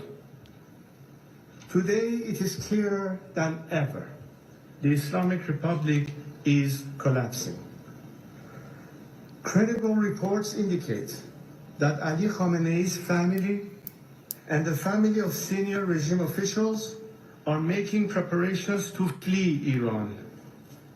The regime is on its last legs in towns and cities across the country. The military is fractured. The people are united. The foundation of this 46-year tyranny are shaking. This is our Berlin Wall moment. But like all moments of great change, it comes fraught with danger. We stand at a crossroads. One road leads to bloodshed and chaos. The other to a peaceful and democratic transition. The difference in these two roads depends on one factor, and one factor alone: whether the current regime in Iran is allowed to survive. If the West throws the regime a lifeline, there will be more bloodshed and chaos, because this regime will not submit or surrender after it has been humiliated. It will lash out. As long as it is in power, no country and no people are safe, whether on the streets of Washington, Paris, Jerusalem, Riyadh, or Tehran. There is only one way to achieve peace: a secular, democratic Iran. I am here today to submit myself to my compatriots, to lead them down this road of peace and democratic transition. I told y'all they was gonna try to get rid of these damn people. One way or another, they're going to get rid of their regime. They want them gone, period, point blank. They want them gone, and they're going to stop at nothing to get them out their way. Watch what I tell you. They finna get rid of these people. Let's continue. And again, for anyone just joining us, we were looking at video from just moments ago of an Iranian missile attack on a U.S. airbase in Qatar. The Qataris have said they've intercepted that attack, but we are, of course, waiting to see and hear of any damage there. This is the largest U.S. air base in all of the Middle East and has played a critical role in so many different conflicts, including Iraq, Afghanistan, strikes on Syria, and so forth. We are now, again, waiting to see the extent of the damage there, if any, but Qatar has said that they have managed to intercept a lot of that attack, if not all of it. And this could still play a critical role in the region. I want to go back to Colonel Steve Ganyard, who's walking us through a little bit about how this attack was intercepted and the protections at play. Actually, let's go to Rachel Scott, who's been following the reaction from the White House now. Rachel, we know the president is in the Situation Room now meeting with top leaders. Given this attack was intercepted, if there isn't a lot or any damage for that matter to the base, how much pressure is on President Trump to respond, or could he let this go? Well, politically, this puts President Trump in a very tricky position. The president has been very clear, very direct, that any response from Iran will be met with a far greater response from the United States. But remember, President Trump as a candidate campaigned on getting the United States out of foreign conflict. He described himself as a peacemaker, even in his inaugural address. And so you have had this split in the Republican Party. And the president, over the last several days, I was told, was getting a series of phone calls from Republicans on Capitol Hill on different ends of the spectrum about whether the United States should get involved. Some, like Senator Lindsey Graham. Do you think we should have just minded our damn business, or do y'all think we definitely should have got involved and tried to do this peace treaty? What do y'all think? Should we just have left this shit alone or engaged? What y'all think? Urging the president for double tap that screen and get the likes up. Direct U.S. involvement. Others cautioning the president against it, saying that the United States needs to take a step back here and can support Israel as an ally and a friend, but doesn't need to be directly involved. We know the president's calculus on this started to change. Sources tell me that U.S. officials started to realize that Iran maybe wasn't serious about coming to the table for these nuclear talk discussions. I was also told in the last several days by sources that there was this urgent last-minute attempt to try to get Iranian officials and also U.S. officials in one room, and that President Erdogan of Turkey was trying to broker this meeting, speaking with the president directly at the G7 summit. We know that the president then ended his trip to the G7 summit in Canada abruptly. He traveled right back here to the White House, and every day since then he has been meeting with his national security team and his advisors, going over any potential threats to the United States and also the next movements here. But again, the president was very clear about this. In addition to not only warning Iran not to retaliate against the United States, we also heard from the president on social media just yesterday talking about the possibility of regime change. The president saying that it's not politically correct to use that term, but he went on to say that if the Iran supreme leader cannot make Iran great again, why not consider regime change? I had a chance to speak to the White House press secretary earlier today, and I asked her, what did the president exactly mean by that? Is he calling for the United States to get involved to accomplish that? Is he calling for Israel to get involved to accomplish that? Or is he talking about the Iranians? And she was very clear with me that the president was speaking about the Iranian people, saying that it's up to them to decide if they want to rise up to tackle that regime if they don't come to the table for diplomacy. Diane. Rachel, thank you. And I want to go back to you because we're now hearing the first reaction from Israel to this attack. Yeah, that's right. This was a spokesman for the chief spokesman for the Israeli Defense Forces, Effie Defrin, General Effie Defrin. He was asked about Iran's attacks on U.S. bases, saying that we're following developments that have been reported. We are in touch with our partners in the region. And of course, Israel regards this as more proof of the violence, that Iran is a terrorist state that threatens not just Israel, but the region and the world. We're also hearing from Bahraini state television that they have closed their airspace. The Interior Ministry in Bahrain, which of course is home to the US Fifth Fleet, had essentially issued an order advising people to stay at home. Now, no indications that anything has happened there, but it's just worth reiterating that the concerns about what just happened in Qatar are not just felt in that country, but I think throughout the Gulf region.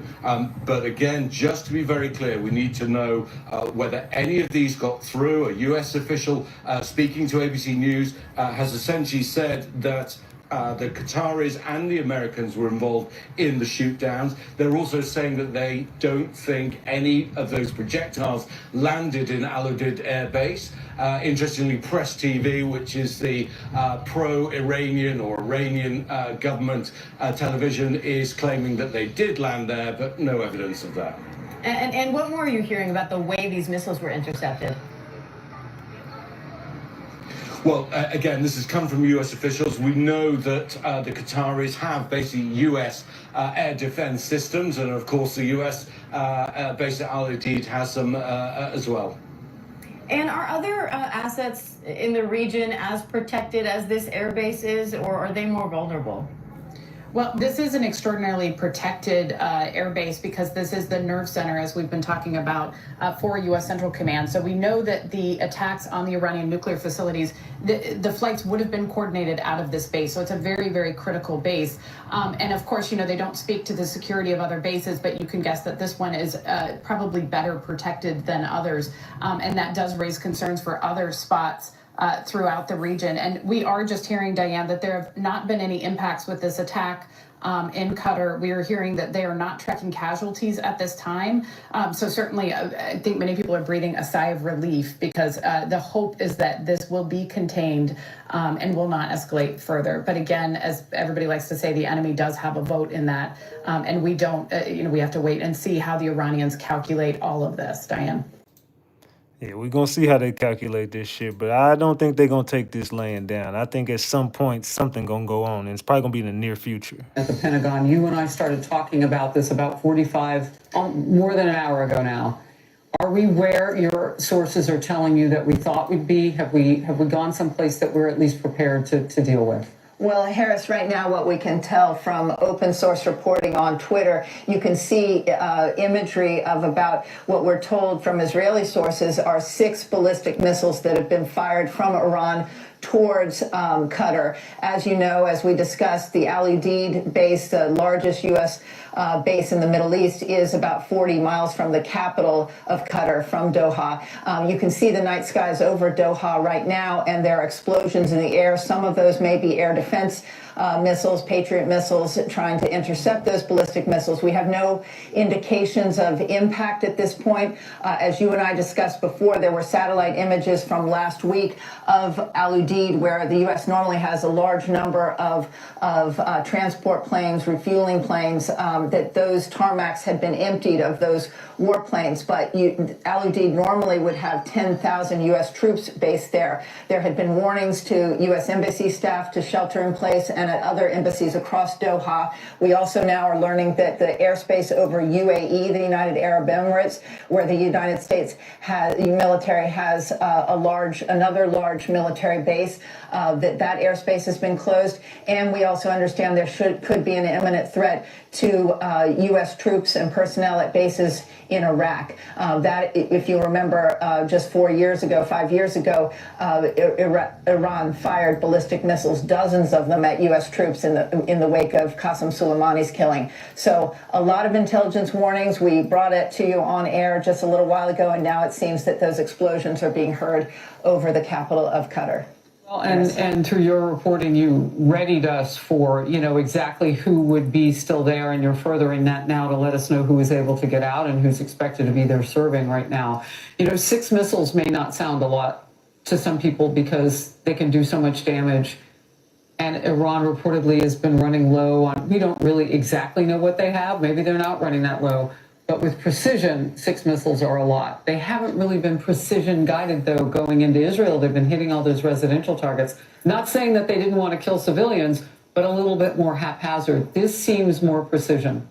Well, I would say, Harris, the difference between Qatar and Israel is that it's just a few-minute flight for both short-range and medium-range so both ballistic kinds. or cruise missiles. You Right. also could be having, and my guess right now, based on the way the Iranians have been behaving in terms of targeting Israel, you may also have swarming drones that could overwhelm any air defense system. So obviously, the U.S. military, U.S. Central Command has been preparing for this moment. They have been setting up air defense defenses, Ali Deed, would be one of the most protected bases that the U.S. has, but they also have long known that they are sitting ducks there. And so therefore, right now, we have to just see if any of those ballistic missiles or cruise missiles got through. All right, Jennifer Griffin, stay where we can get you. I know you will as the news warrants. We'll bring you back. Appreciate you. We'll be back in a moment with more Outnumbered. Shit, man. I don't know, y'all. I don't know how convinced I am that this ceasefire is gonna go through. I don't know how convinced I The am. United States is clear. Let's check out this. Let me turn this up because he talk low as hell. Let me turn this shit up real quick. Will not allow Iran to acquire a nuclear weapon. The United States is clear. We will not allow Iran to acquire a nuclear weapon. If I'm the president, we will attack Iran. Whatever stage of development they might be in their nuclear weapons program in the next 10 years, during which they might foolishly consider launching an attack on Israel, we would be able to totally obliterate them. That's a terrible thing to say, but those people who run Iran need to understand that. Make no mistake, a nuclear armed Iran is not a challenge that can be contained. It would threaten the elimination of Israel, the security of Gulf nations, and the stability of the global economy. It risks triggering a nuclear arms race in the region and the unraveling of the Non-Proliferation Treaty. That's why a coalition of countries is holding the Iranian government accountable. And that's why the United States will do what we must to prevent Iran from obtaining a nuclear weapon. As long as I'm President of the United States, Iran will not get a nuclear weapon. I made that clear when I came into office. And look, I mean, Iran has American blood on their hands, okay?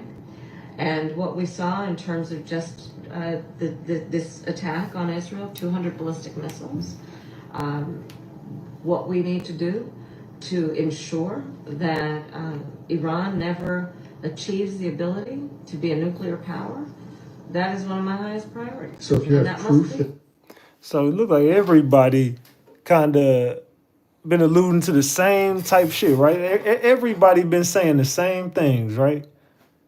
We cannot let Iran get the nuclear power, but they've been saying this forever. It's like, so I don't even think they got shit. I mean, if they do, I don't think we got it, but I don't know, man. This too complicated for me. The United States showed that they have no respect to United Nations Charter. They have no respect to international law. They have no respect to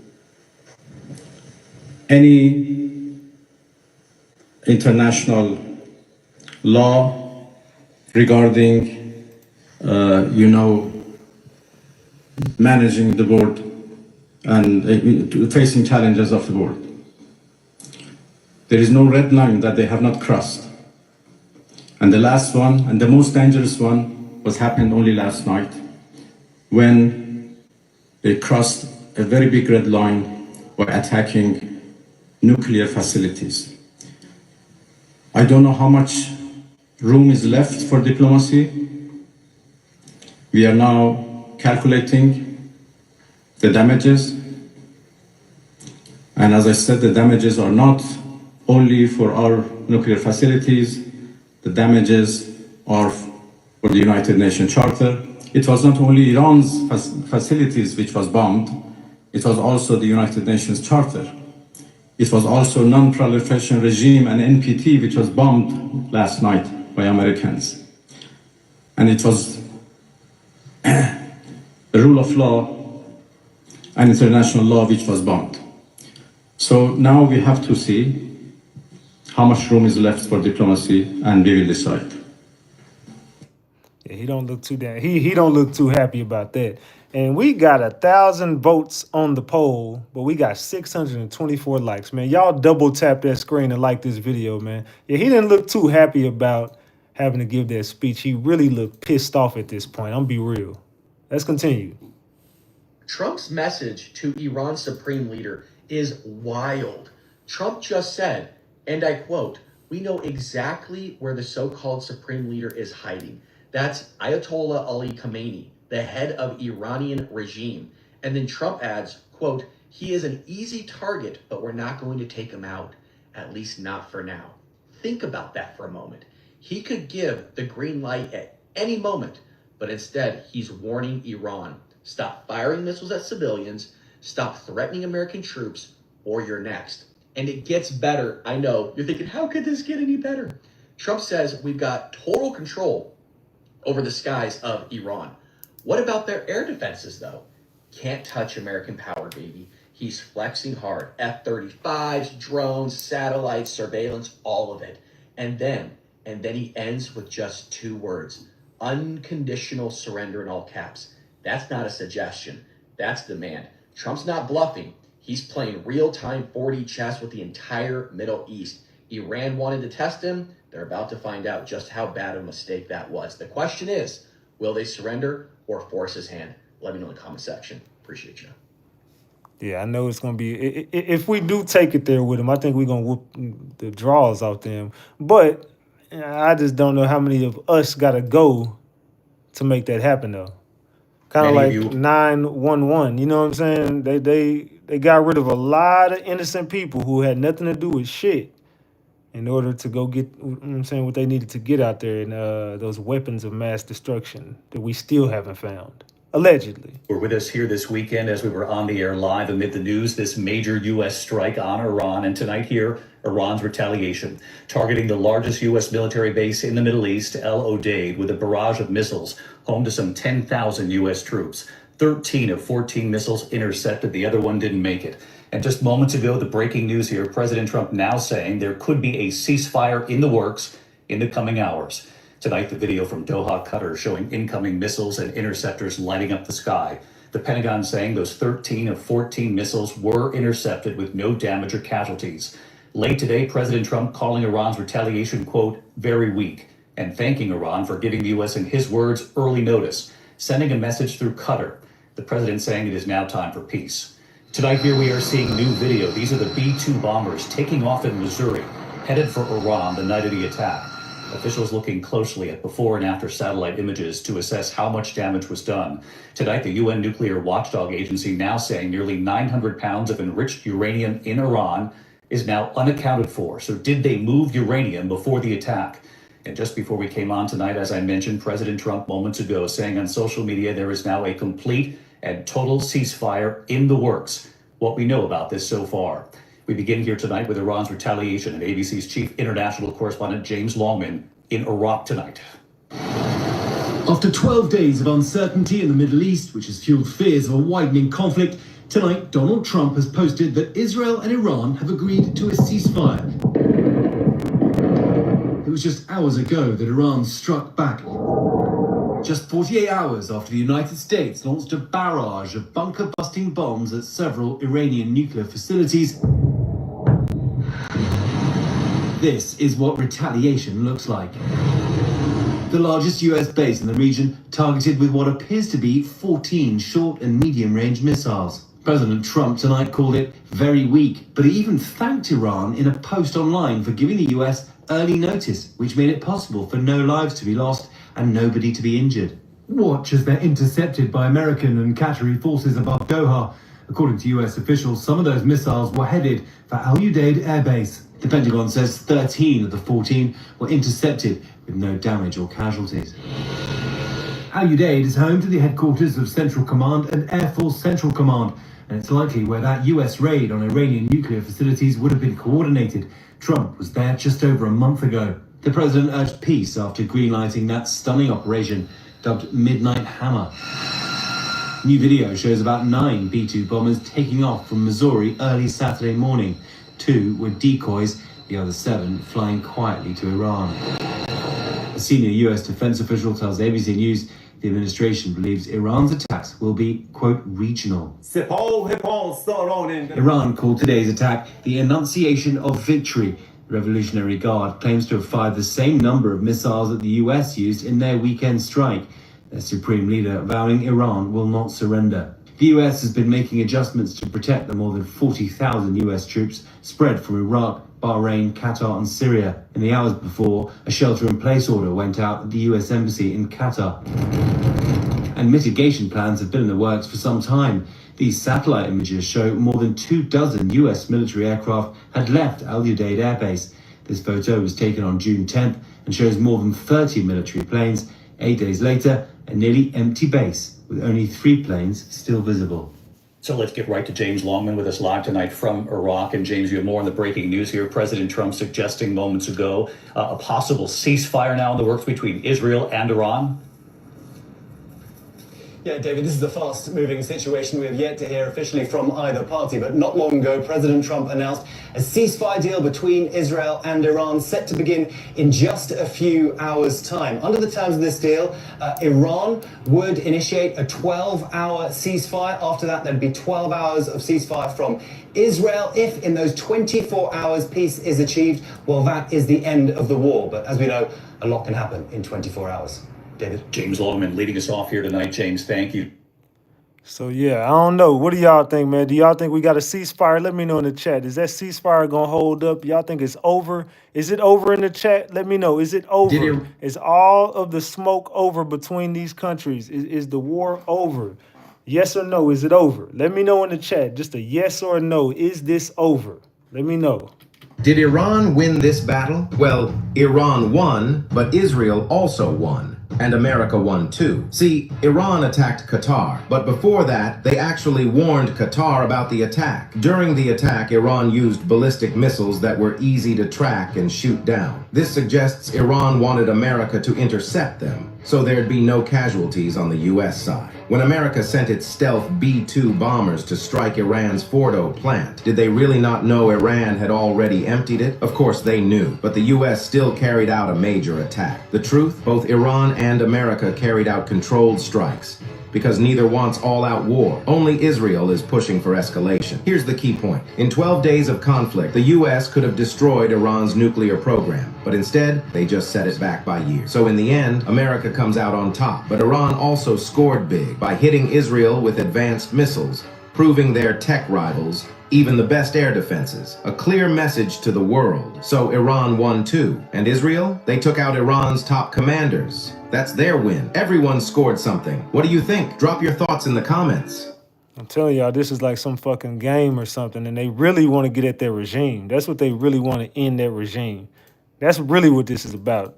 Taking over the power in Iran. April 13, 2025, Iran, for the first time ever, unleashed a swarm of missiles and drone directly into Israel. A sky lit up with fire and vengeance. Dili ni proxy war. This was a declaration, a warning shot across the borders of history itself. Israel's Iron Dome flared to life. Sirens cried in Tel Aviv. Families ran to bunkers. A hospital was hit. Children were caught in the crossfires of gods and governments. The next day, Israel responded with ferocity. Airstrikes crippled Iranian infrastructure. Suspected nuclear facilities were flattened. Tehran plunged into darkness. And kitang tanan sa kalibutan, nagpubong sa atong ginhawa. Kulbaan. But you might say, layo raman na. Wala may missile na maabot diri. But make no mistake, oil prices have soared. Gasolina, taas na pud na.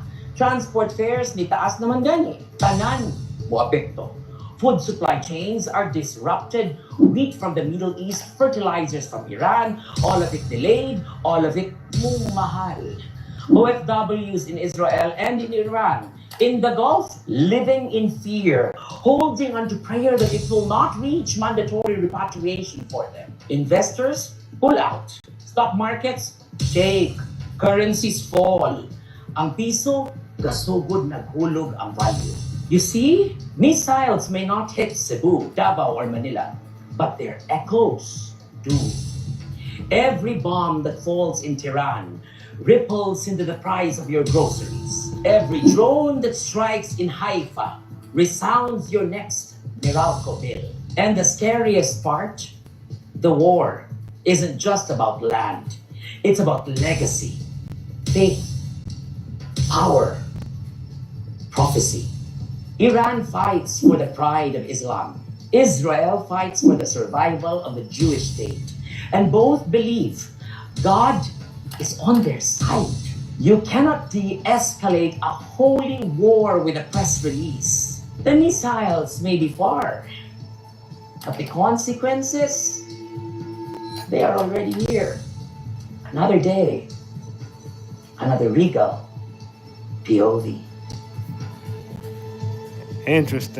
Interesting way to look at it. This is like a biblical war at the end of the day. It's a holy war. It's spiritual. I keep telling y'all that, man. This ain't got nothing to do with physical form. This is more spiritual than anything. Last night, And there's a lot of ego to play in this shit too. a victory celebration was held at Revolution Square in Iran's capital, Tehran. The atmosphere was extremely lively, with tens of thousands of Iranians cheering for victory and chanting slogans like "Death to America and Israel" in support of Iran's armed forces. Judging from the statements of Iran, Israel, and the United States, the outcome of this war appears to be a triple win.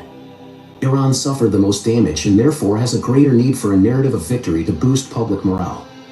Moreover, the ceasefire itself has brought joy to ordinary citizens. Iran did, after all, carry out more than 20 rounds of missile and drone attacks against Israel, which inflicted noticeable damage on the other side as well. Israel did not hold any celebrations, but Prime Minister Benjamin Netanyahu declared after the ceasefire that Israel had achieved a historic victory, one that would be remembered by generations of Israelis. He claimed that Israel had eliminated two major threats posed by Iran, its nuclear weapons program and the threat of 20,000 ballistic missiles. Trump, too, emphasized America's success. Over the weekend, he was the first to announce that the U.S. had used bunker buster bombs to destroy Iran's nuclear program. However, media outlets, citing informed sources, reported that Trump's public statements contradicted initial assessments by U.S. intelligence agencies. These assessments suggested that Iran's stockpile of enriched uranium had not been eliminated and that much of its deeply buried nuclear infrastructure might only have been delayed by a month or two. In response to the report, the White House called it completely inaccurate. Trump expressed outrage on social media, accusing CNN and the New York Times of collaborating to smear one of the most successful military strikes in history. According to that report, the bombing only sealed the entrances to two facilities, without destroying the underground structures themselves. The Washington Post, quoting insiders, said some centrifuges remained intact after the strike. Observers noted that by Tuesday, the Trump administration had told the United Nations Security Council that the weekend strikes had weakened Iran's nuclear program, backing away from the earlier claim of destruction.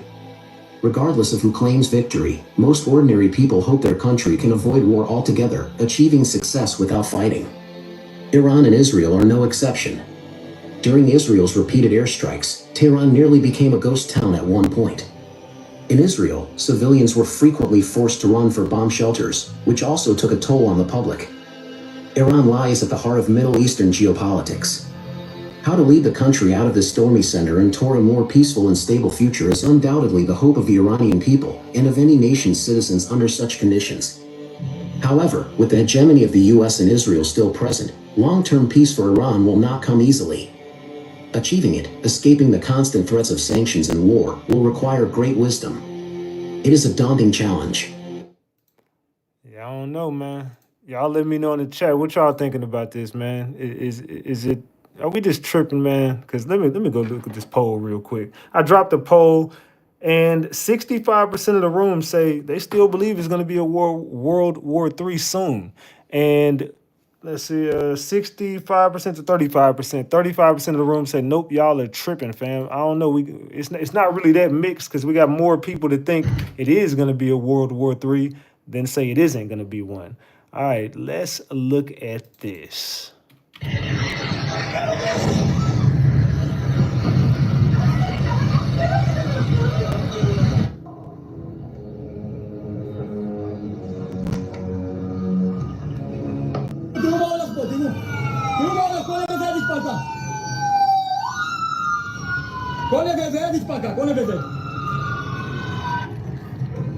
Wow.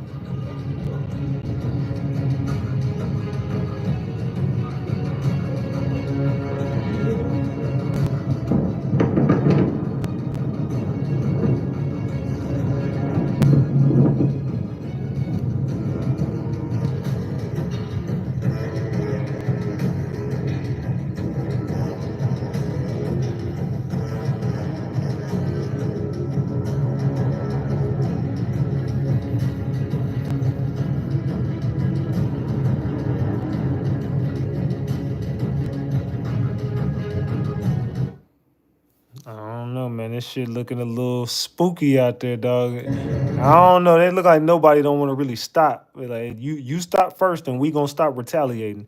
But both of they, to be real, I think I've heard through some random sources that some of these countries are doing it to themselves. Allegedly, I was told Israel was bombing themselves. I don't know how true that is. Look, I'm just giving y'all what came to me. They said Israel was over there bombing themselves, and this is all a plot for money. This is all a plot to make crypto take over and to make all of the U.S. Well, really, if the U.S. dollar fails, everything fails. If the U.S. dollar plummets, then down goes everything, and now you got to go to a one world financial system, which is going to be crypto, and they're pushing for crypto to go ahead and take over so they can go ahead and make their one world currency. They don't want, they want Bitcoin and XRP, whoop-de-whoop-de-whoop. They want all this stuff to take over. The value of the dollar has went down, and since it's going down, why not create chaos to it's kind of like this. You want a smart city. People are fighting against the smart city. See, like, you know what? Fuck it. We're gonna make a natural disaster happen. So you make a natural disaster happen, like a fire, like whatever, and then you just fuck up the whole city. And then you're like, hey, well, look, now we could build that smart city anyway. The whole city fucked up, right? So it's kind of a win-win. You know what I'm saying? So, yeah. Anyway, let's continue. Well, this is your quick news briefing for Wednesday, the 25th of June, 2025. The New York Post is running an interesting article. They say that the Kremlin warns that other nations are ready to give Iran nukes. Moscow warned Sunday that several nations are prepared to supply Tehran with nuclear weapons as Russia and China condemns America's attack on Iran's nuclear facilities. Dmitry Medvedev, who serves as a deputy head of the Russian President Vladimir Putin's Security Council, claimed Saturday US airstrikes only caused minimal damage to Tehran's nuclear sites, including the fortified Fordo enrichment plant. Now, this is a very interesting report because we have seen satellite images that suggest that much of Iran's stockpile of enrichment uranium was moved before the strikes, which destroyed little of the nuclear material. According to the New York Times, a preliminary classified US report says the American bombing of the 3 nuclear sites in Iran set back the country's nuclear program by only a few months, according to officials familiar with the findings. Before the attack, the US intelligence agencies had said that if Iran tried to rush to making a bomb, it would take about 3 months. After the bombings, the report now says that it's been delayed, but they can still do it within 6 months. Let me just add, I'm quoting here from mainstream corporate media sources, and as we have learned the last couple of years, if you want to get to the bottom of the truth and you want to know what's really going on, you need to do your own research as well. But I'm giving you the news as it's being published. Then it seems that we've reached a ceasefire. How long will it last? We know that President Trump was very angry because he believed that Israel and Iran violated his ceasefire agreement. I showed you that yesterday in one of my posts. Take a look at this video. We basically have 2 countries that have been fighting so long and so hard that they don't know what the they're doing. Do you understand that? Israel, as soon as we made the deal, they came out and they dropped a load of bombs, the likes of which I'd never seen before. The biggest load that we've seen. I'm not happy with Israel. You know, when I say, okay, now you have 12 hours, you don't go out in the first hour and just drop everything you have on them. So I'm not happy with them. I'm not happy with Iran either. So it does seem that at the moment, ceasefire is in place. Let's see how long that will last. As a result of the ceasefire, Israel's Homeland Command Front lifted the war restrictions. The United States Embassy in Israel resumes regular operations after the lifting of the restrictions. And then on a different note, but related to this topic of war in the Middle East, Britons prepare for war on your own soil. That's according to your National Security Agency. The National Security Strategy, published today, states the UK must prepare for the potential of wartime scenario in the UK homeland for the first time in many years. The review highlighted Russia and Iran as potential threats, including saying that the latter hostile activity on British soil is increasing in an effort to silence critics as well as directly threatening the UK. For the first time in many years, we have to actively prepare for the possibility of the UK homeland coming under direct threat, potentially in a wartime scenario. Well, we are facing daily challenges on the home front. And that really does throw into sharp relief why the Prime Minister is going on and on and on about increasing defence spending. Have to guard properly against those threats, and we will do so. Well, that's a serious warning for all the Brits out there, especially the young people. Prepare for war, it seems. Let's see where this will go. Anyway, that's your quick update for the day. Be safe, watch your six, and stay frosty. What do y'all think, man? They're saying, look, even Britain is like, bro, we finna have to go to war. So we finna just prepare for it just in case. I don't think other countries are just coming out the blue just saying this shit for no reason. They said, look, it's getting violent out there. We see the play that y'all running, and we just gonna prepare just in case y'all decide we just finna take it there, because we already know y'all coming for us. So we just gonna prepare either way. If it ain't a war, we prepared. If it is one, let's get it. So even Britain, and they ain't even really the type of people to even go to war like that. So if they preparing for a war, I think that people should pay closer attention to what's going on. I don't think this is a false alarm. There's been a lot going on to be saying this is some sort of false alarm. I don't think this is a false alarm. I think this is very well what we think it is. It's time to start paying attention to what's going on. And I keep telling people, get in that Bible, read that Bible. There's more going into this story than y'all think it is, man. The prophecies play a part in this. Here's today's news update for the Iran-Israel-USA conflict as of Tuesday, June 24th. Trump's tentative ceasefire appears to be holding. A ceasefire brokered by former President Trump took effect early Monday, though both Israel and Iran accused each other of violations before calming down. Both sides shot missiles several times. As of now, the ceasefire is largely intact, though tensions remain high. Trump publicly chastised both nations, particularly Israel, for breaching the truce, and he issued a stern "do not drop those bombs" directive via Truth Social, his own media platform. He later praised the ceasefire, describing it as in effect, despite its shaky start. U.S. airstrikes aimed at Iran's nuclear infrastructure set back Tehran's program by months, but did not fully destroy it, he said, contradicting his earlier claims of total obliteration. As for the Strait of Hormuz, Iran's parliament has voted to authorize the possible closure of the strait in retaliation for U.S. strikes, but the waterway is currently not closed at this time. Foreign experts believe that Iran is unlikely to go through with a shutdown because it would hurt its own economic interests, and major powers like China strongly oppose any such disruption. Iran launched missile strikes towards the U.S. El Udeid Air Base in Qatar in response to the U.S. bombings of their nuclear sites. Qatari defenses intercepted the missiles. There were previous warnings given before the missiles sent off so that no casualties were reported. Seems to me like it was quite generous of Iran to give premature warnings of the missiles incoming. They just needed to save face. They can't be publicly mocked like this on the world stage without doing something in retaliation. But they could have struck silently, like Israel did, and they could have killed people.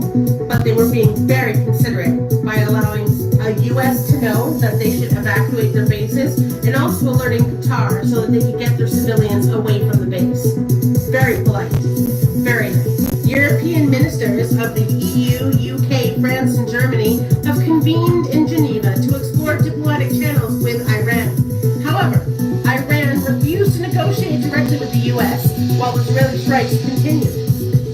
So they shouldn't. The U.S. Secretary General warned against further international escalation. Germany and the UK have expressed diplomatic support for Israel's defensive actions, with Germany even lauding Israel's effort. On the other hand, it seems that Vladimir Putin is backing Iran, though he has had separate contacts with both Tehran and Jerusalem, and is now proposing to use Moscow as a mediator. There are now tentative talks that China and North Korea may provide Iran with nuclear missiles, if necessary. They might put them under their own nuclear umbrella to prevent them from being further attacked by the U.S. We will be watching watching the Strait of Hormuz very closely, as that will affect the entire western coast if they do decide to stop the oil from coming through. It seems that they may be discussing allowing certain shippings to come through towards China and India, their major purchasers, but disallowing anything coming towards the US and Canada and Europe. So we'll keep a close eye on that. This ceasefire seems to be incredibly tentative and seems to be completely pulled out of Trump's butt. So I'm not sure it's going to hold, but we all hope that it does. It looks to me like Trump is already patting himself on the back for something that has only been about 24 hours deep. Let me know if you have any questions or comments on tonight's broadcast, and if you enjoyed the news update, please give me a follow to support my independent journalism, as I will be making these posts daily. Alahum Barak, and God bless everyone except Israel. Good night. What the hell? So it was something that Trump said that struck my interest. Trump basically he kind of admitted to what exactly this was. You know what I'm saying? He was like, "Hey man, they're real good traders, man. They got a lot of oil, so I think they're gonna be fine. They really know how to trade pretty well." So it's like, okay, so is that your way of kind of asking them? You know what I'm saying? We need some of that oil. You know what I'm saying? We on y'all ass right now. We'll get off. And I've been telling y'all, it's always about the oil. They control a lot of the oil, and they give it, and them in China got a good thing going. And U.S. and China never been really. It's gonna be. It's cool to trade with them, but do they trust each other? Fuck no. And North Korea, here we go with them too. Do we want real smoke with China and North Korea? I mean, we could probably smoke it out with anybody, but them boys, they some badasses too. And they got a lot of technology over there. So do we really want to do that? The ceasefire collapsed. Israel bombed Tehran, and Trump begged them to stop. Less than 48 hours after U.S. bombers hit Iran's nuclear sites, the region was promised a pause, a phased ceasefire. Iran by midnight, Israel by noon. But hours in, sirens wailed across northern Israel. Iran had fired again, missiles over Beersheba, killing at least 4. Israel responded with airstrikes. Jets roared toward Tehran. Explosions lit the city's edge. Trump publicly ordered Israel to stand down. Do not drop those bombs. Bring your pilots home. But the bombs had already dropped. Iran's parliament voted to shut the Strait of Hormuz. It remains open for now. The Houthis threaten to rejoin the war. The Red Sea may burn again, and the ceasefire is gone. What comes next? A wider war or final pause may be decided in the next 24 hours. Time was wild. Like and subscribe for more wild history. There's some smoke in the air, y'all. It's some smoke definitely in the air. Let's continue. Rescue crews dig through the rubble of an apartment complex in southern Israel.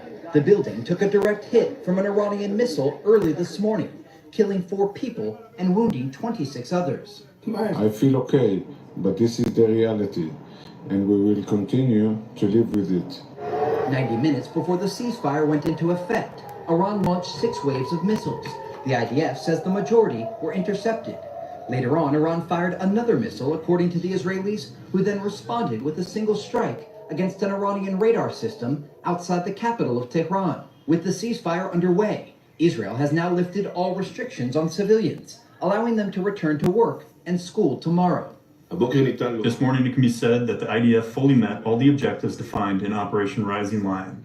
The Chief of Staff instructed the IDF to maintain a high level of alertness and readiness for a powerful response to any violation of the ceasefire. A regional diplomatic source tells Fox News that the deal was reached at the highest level with direct coordination between President Trump and the Emir of Qatar. Iranian officials have echoed a similar level of readiness in case the current agreement collapses in the days ahead. We warn America and the Zionist regime of the crushing blows of the brave Islamic fighters from the north to the south of the occupied territories, and of the strike on the American base in Al-Udeid, which should serve as a lesson. Otherwise, in the next phase, they will face an even more powerful response with broader targets already designated. Lay down. Tonight, Israeli Prime Minister Benjamin Netanyahu claimed victory in the war against Iran. The Iranians have done the same. Brett? Trey Yanks live in Tel Aviv. Trey, thanks. Let's continue, man. Let's continue. Let's get back to this good ass content. Double tap that screen, get the likes. So we 10 likes away from 700, y'all. 10 likes away from 700. Let's go. Possibility of the World War III. War III is a pressing concern globally, with several conflicts and tensions potentially escalating into a larger war. Some key factors contributing to this risk include ongoing conflicts, Ukraine-Russia war. The invasion of Ukraine by Russia has led to significant devastation and loss of life, with NATO involvement adding complexity. Israel-Palestine conflict. The ongoing conflict between Israel and Palestine, particularly the intensified military actions in Gaza, raises the risk of a broader regional war. Sudan's civil war. The breakdown of peace talks between the military government and the paramilitary rapid support forces has plunged the country into chaos. Congo war. The conflict in the Democratic Republic of Congo, fueled by the exploitation of mineral resources, has displaced millions and led to significant human rights abuses. Global tensions. U.S.-China relations. The rise of China as a global power challenges U.S. dominance, increasing competition and conflict risk. Russia-NATO relations. Russia's assertive stance and NATO's military support for Ukraine heighten tensions. Middle East instability. Iran's support for Hamas and potential nuclear ambitions pose significant risks. Potential triggers. Miscalculation in the South China Sea. Accidental clashes between Chinese and U.S. forces could escalate into a full-scale conflict. Taiwan Strait tensions. China's claims over Taiwan and the U.S. commitment to supporting Taiwan's autonomy create a volatile situation. The latest of 2025 Israel and Iran struggling on the supremacy. Experts suggest that while a global war is not inevitable in the near future, vigilance and proactive diplomacy are crucial in mitigating these risks. Many Europeans and Americans believe World War III is imminent, with a significant percentage thinking it could involve nuclear weapons and result in massive casualties. I'm gonna tell y'all something else. If it do pop off, whose side is Russia gonna be on? Who do y'all think Russia would side with? America or Iran? Because it's looking like Russia could be joining with Iran as well as China and North Korea. That's what it's looking like. But it's like Russia gives me kind of up and down vibes. One day they cool with us, then the next day not. I don't know. I don't really trust them. They said not are they? I don't really trust that they would even rock with us, to be real. I don't really even trust it. So I don't think it would even happen anyway. I think they'll be with Iran. The latest on the war between Israel and Iran in 60 seconds. A ceasefire was declared, but Iran fired missiles before the ceasefire even started, killing 4 people. Then more missiles were fired by the Iranians just minutes after the ceasefire took effect. Israel was ready to hit back, but Trump called Israeli Prime Minister Netanyahu and screamed at him and got him to stand down. Trump sees the ceasefire as his own personal victory. He's chasing a Nobel Peace Prize since Obama got one, and Trump made it clear no one undermines his moment. According to nuclear expert David Albright, Israeli and U.S. strikes devastated Iran's nuclear program. Their enrichment infrastructure was effectively destroyed. Rebuilding will take years, but not everything was hit. Iran still has uranium stockpiles and uninstalled centrifuges that could restart the program. Their bomb-making capability was also hit hard, delaying even a basic nuclear weapon. Israel says it's open to will stop if they stop, but this ceasefire is just a pause, not the end. They want a full international push to shut Iran's program down for good, and the big test will be whether Iran is willing to reopen negotiations and agree to a deal that both the U.S. and Israel can accept. Finally, getting back to that Nobel Peace Prize, do you really get a Nobel for stopping a war you actually started? Had Donald Trump not pulled out of Obama's nuclear deal, Iran would have never enriched the uranium that caused Israel to attack it in the first place. Because a great nation deserves the truth, I'm John Aravosis reporting live from Washington, D.C. Be sure to follow me and check out my lives every Monday to Friday, 6 o'clock Eastern. Let's continue. Just getting all this good coverage, man. I want to know what the hell gonna happen, man. I gotta know. I want peace, though. Oh my God! I really want peace. We pushing for peace, but we gotta prepare for anything, though. Let's continue. Oh my God! No!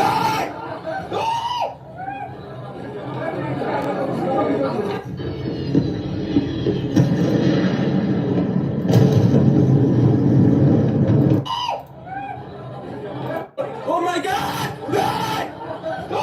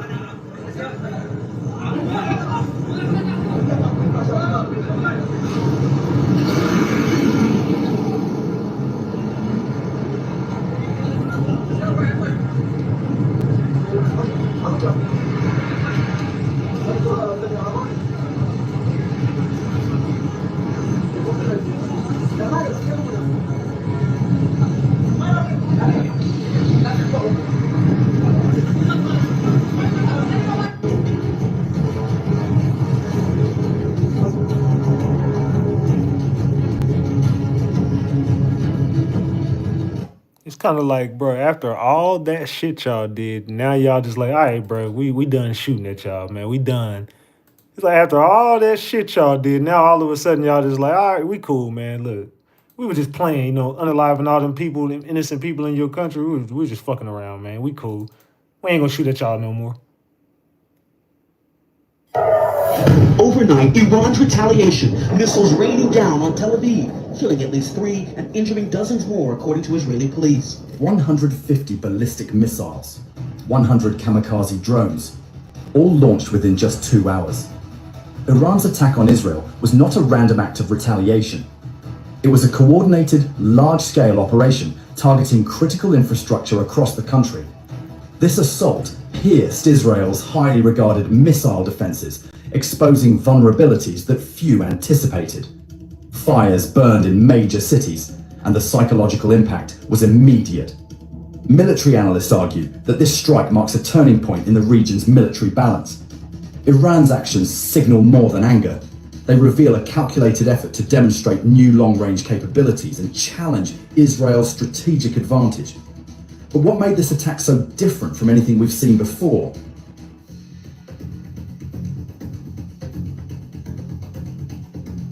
Iran's missile strike on Israel represented a methodical demonstration of its evolving military strategy, built on precise coordination and overwhelming force. In this operation, Iran combined over 150 ballistic missiles, including Shahab-3, Sejil, Zolfagar, and Desful variants, with approximately 100 kamikaze drones, all launched in tightly synchronized waves. The intent was clear: saturate Israel's air defense network, exploit potential vulnerabilities, and deliver a direct challenge to the country's reputation for technological superiority in missile interception. The attack unfolded in carefully planned stages. Kamikaze drones led the initial assault, targeting radar installations and air defense batteries. Their role was to disrupt detection and interception capabilities, diminishing the effectiveness of Israel's early warning systems. By neutralizing or distracting key air defense components, these drones paved the way for the main barrage of ballistic missiles. This deliberate sequencing created a window of vulnerability, allowing subsequent projectiles to evade interception and reach high-value targets. Iran's choice of missiles reflected a deep understanding. All right, let's continue, man. Let's get to the next part of this. Salute to the chat, man. Double tap that screen to get these likes up. Double tap that screen to get these likes up, man. Let's go. We do not want war with Iran. Not that we're scared that we can't beat them. We can beat them easily. That's not the problem. It's the impact of a war. It'll be drastic. First, the economy. That will get fucked. I see people saying they're ready to get drafted, ready to go to war. No, you're not ready. According to the U. Salute to Dundada says, all I want to say is that they don't really care about us. Michael Jackson lyrics. Salute for that 10-piece. I appreciate you. Salute, salute. We got 155 on the screen. We 45 away from 200 buns. Let's go, gang. U.S. Energy Information Administration, or the EIA, Iran provides 12% of the world oil. 12%! Almost every country relies on imported oils. And stopping the oil or reducing it, that would fuck us. Gas prices are already going crazy and we want to increase it? No. I'm happy with $3 a gallon. I don't give a fuck. I don't want to be more. But if we keep going like this and it'll be World War III, fuck no. Oh, and the stock market, let's not forget about that. A war with Iran would fuck the stock market so bad. If you have money in your stocks and you want a war with Iran, what the fuck are you doing? You'll have to wait so long for the stocks to go back up. Also, a war could disrupt the global trade. That's bad, because countries will experience difficulties in shipping. And let's not even talk about inflation. Hopefully we can all agree to a ceasefire and just end the war. All of this because Israel struck first. Man, I don't really think it's about that. I mean, I think it's about all the stuff you're saying. Like, of course, gas plays a part in this, oil plays a part in this, money, the structure of how they, you know what I'm saying, the money system, it all plays a part into it, but I don't think it's all about Israel striking first. I think it's still more to it that we don't know. This fucker got us into war 2 days ago, and now he's warning Americans about the biggest threat to our country. Just watch. Problem is, we need double the energy we currently have in the United States. They said, well, you're kidding. And I said, no, I'm not kidding. You don't have to hook into the grid, which is old and, you know, could be taken out. If it's taken out, they wouldn't have any way to get any electricity. Just a couple of days ago, they told us to stock up on water and batteries. But no one's talking about how to actually take care of your body when there's no doctors to call. Because without any power, we can't even go to the hospitals. That's why everyone in my family has a copy of this book right here. It's called The Forgot Home Apothecary. It's written by this woman who's a PhD and survived in the wilderness for 57 days. It has 250 powerful remedies in here to help with things like infections, to cold sores, to anxiety, all of it. It has a bunch of stuff that you can either go grab in nature or you should already have in your home already. And it's organized by symptoms so you can easily find what you need. Let's say one day your kid gets a fever or you start feeling a tight pain in your chest. You can just go look it up in the book. No pharmacy needed, no clinic needed. It's all on your own. If you're paranoid like me, I would recommend grabbing one of these while they're still in stock. Only problem is they keep selling out because of all the stuff that's going on right now. If you want to know what else is in here, just comment it down below and I'll reply in another video. Yeah, y'all better start taking care of yourselves, man. It's going to come a time where you ain't going to be able to call on nobody, allegedly. Let's continue. Urgent alert. There is no agreement. There is no peace. Trump is furious. Just a day ago, the world celebrated what seemed the end of the conflict. A truce announced by Trump, with Iran going first and then Israel stopping 12 hours later. But today, everything changed. Iran went out to deny everything. Its chancellor affirmed that they never accepted any formal proposal and that there is no ceasefire agreement. In fact, they demanded that Israel stop first, and if that does not happen, they will continue to defend themselves. And what happened next? Both sides launched attacks again. New impacts were recorded in sensitive areas. The truce did not last a day, and Trump exploded. This morning, before boarding the plane heading for the NATO summit, Trump publicly said, "They do not know what the hell they are doing." He strongly criticized Israel for bombing just minutes after the announcement of peace, and also reprimanded Iran for not committing. In his words, "If someone launches a bomb now, it will be a great violation, and we will not allow it." Trump was outraged, which seemed like a diplomatic victory. He got away with it, and now the world wonders, was the truce real or just a show? Comment with your opinion and share this news. I think it was just a damn show, to be real. I don't really see a truce. I don't see a point of having one because they've been smoking it out for so long. I don't think it's over. That's my opinion though. A big weekend. Sure. Okay, cool. See you in the plane. The original plane? They travel. They have better seats than I do. About your goals for NATO and Article 5 today. We're with them all the way. I mean, if you take a look at the numbers, we're with them, and they have very big things to announce today. I don't know if you've taken the vote or you're going to take the vote, but I've been asking them to go up to 5% for a number of years, and they're going up to 5%, and that's a big, from 2%. And a lot of people didn't even pay the 2%. So I think that's going to be very big news. NATO's going to become very strong with us, and I appreciate doing it. Perhaps you want to talk? Yeah, absolutely. Let me first, before I go to spending, I just want to recognize your decisive action on Iraq. Thank you. You are a man of strength, but you're also a man of peace. And the fact that you are now also successful in getting this ceasefire done between Israel and Iran. I really want to commend you for that. Thank you. And I think this is important for the whole world. Then on spending, it's absolutely true. I want to state here, without President Trump, this would not have happened. In 3 stages. When you became president in 2016, 2017, you forced Europeans and Canadians to pay more. At this moment, the result of that phase is $1 trillion extra aggregate defense spending by the Canadians and the Europeans. Then came phase 2, when you became president in January last year. Phase 2 is that all the countries not yet on 2% have now committed to the 2%. This is the old goal from Wales in 2014. 7 were not on 2%, some were saying somewhere in the 2030s. Now this year, all of them, including Canada, including Italy, including Belgium, they have all now committed to the 2%. And now comes the big splash. Today, we will decide to go to 5%. We have to keep ourselves safe for our adversaries, but also because it is fair to equalize with the United States. With this 5%, the Europeans and the Canadians will equalize their defense spending with the United States. Interesting shit, right? It's like everybody kissing everybody right? It's like everybody just kissing everybody behind right now. Let's continue. So this is not about American taxpayers paying more. This is about Europeans, Canadians paying more. And again, this would not have happened. I'm really saying this here. And some people might criticize me, but then when I speak with them, they all say, yes, you're right. This would not have happened if you would not have been elected in 2016 and re-elected last year and back into office in January. Well, thank you very much. It's a great victory for everybody, I think. And we will be equalized very shortly, and that's the way it has to be. It's going to be a lot of money too, a lot of defense. Trillions. Yeah, and we have a great relationship, and we've had a great relationship from the beginning.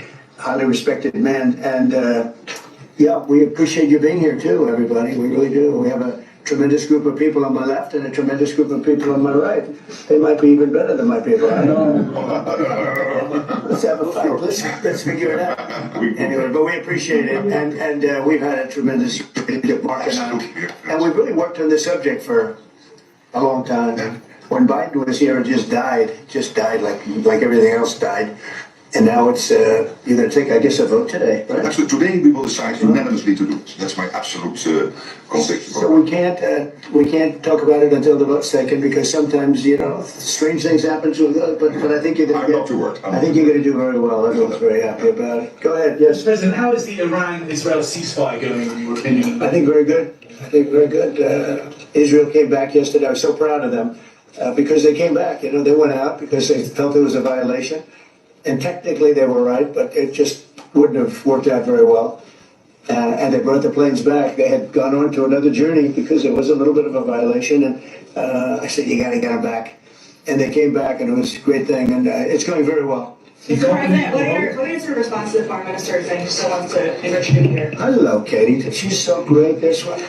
Any question she asks, I'll answer. Well, maybe I better not say it. What was your question? What is your response to the Iranian Foreign Minister continuing to say Iran will enrich? Let's continue, gang. Let's continue. Well, President Trump has a packed day here at the NATO summit, and he is insisting that the U.S. strikes against Iran completely destroyed their nuclear facilities and capabilities. But sources say that early intelligence indicates that may not be the case.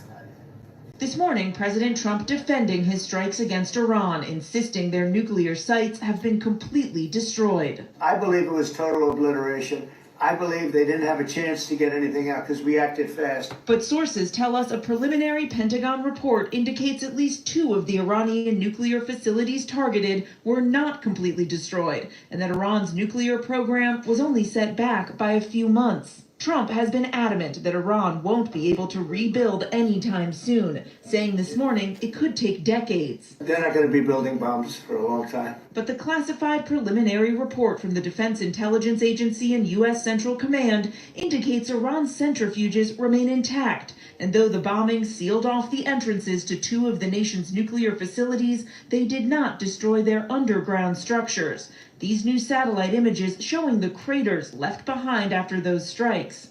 One source familiar with the initial intelligence says much of the enriched uranium was not destroyed because it was moved before the U.S. struck. And the International Atomic Energy Agency has warned nearly 900 pounds of near weapons-grade uranium is unaccounted for. While Trump insists the U.S. attack was an overwhelming success, he concedes the intelligence gathered so far is just preliminary. The intelligence was very inconclusive.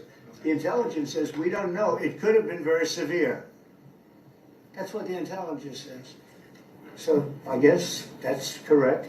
But I think we can take the we don't know. It was very severe. It was obliteration. On Capitol Hill, lawmakers eager for answers after a briefing on the strikes was delayed until Friday. What are they afraid of? But Senate leadership and members of the Senate Intelligence Committee have seen this preliminary Pentagon report. We also have got questions about where all of Iran's enriched uranium is located at this point. And if it's not taken out, what next? Are our troops still in harm's way? All this as the fragile truce between Iran and Israel appears to be holding. Trump crediting the U.S. strikes on Iran for paving the way for the ceasefire. That hit ended the war. That hit ended the war. And the president this morning says the ceasefire is, quote, going very well. Now, as for that early Pentagon report, the administration is now vowing to go after whoever leaked this. They say it's politically motivated and that they are launching an investigation. Sheesh. I don't know, gang.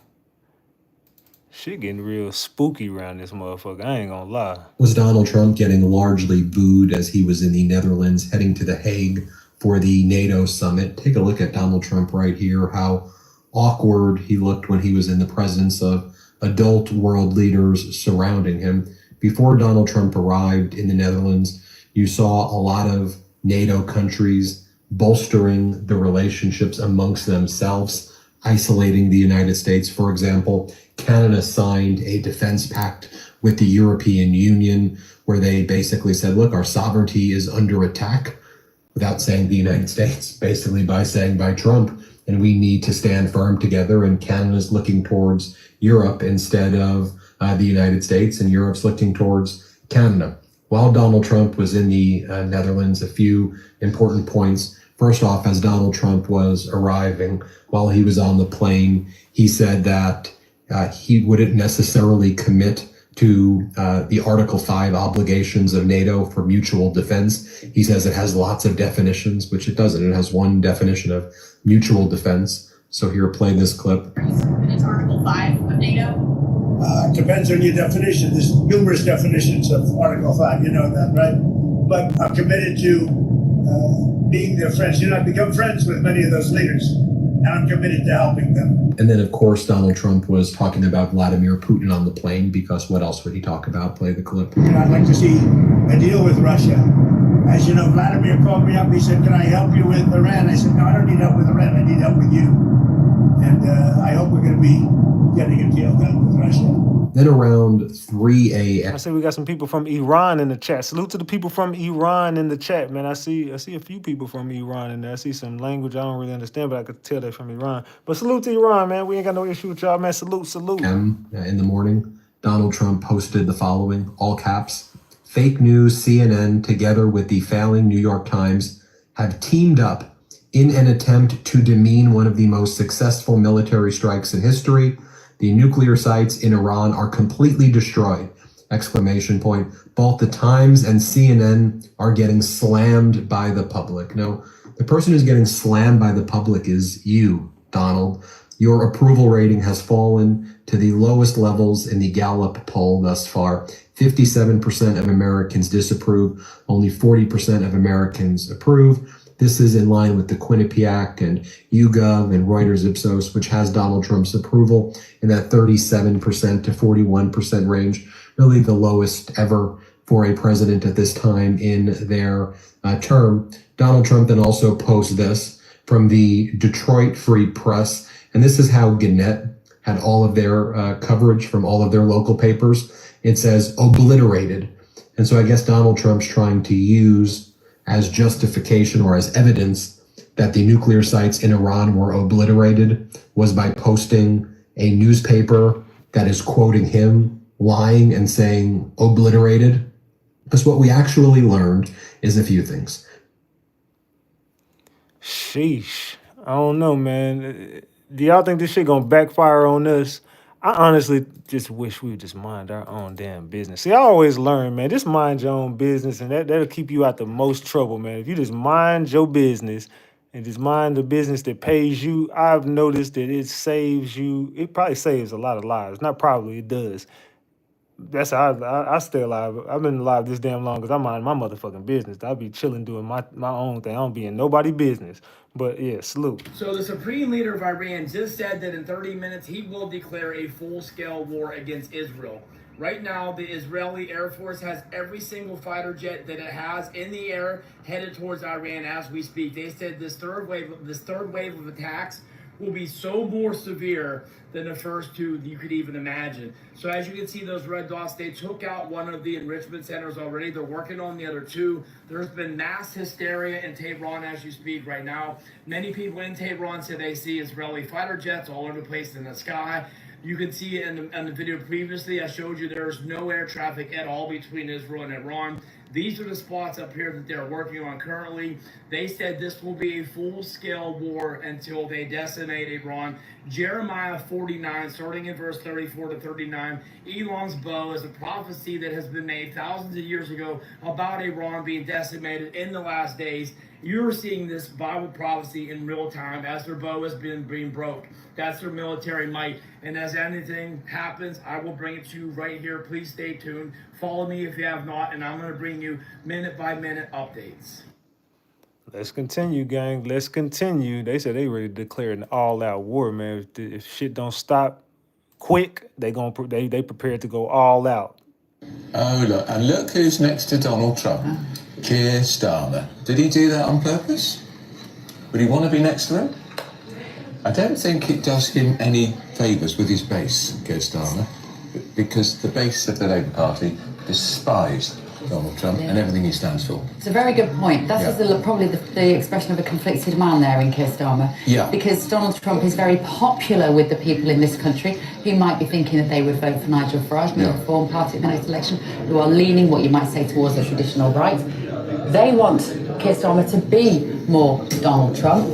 But of course, as Andrew says, the Labour base and Donald Trump turns his back on Keir Starmer and exactly.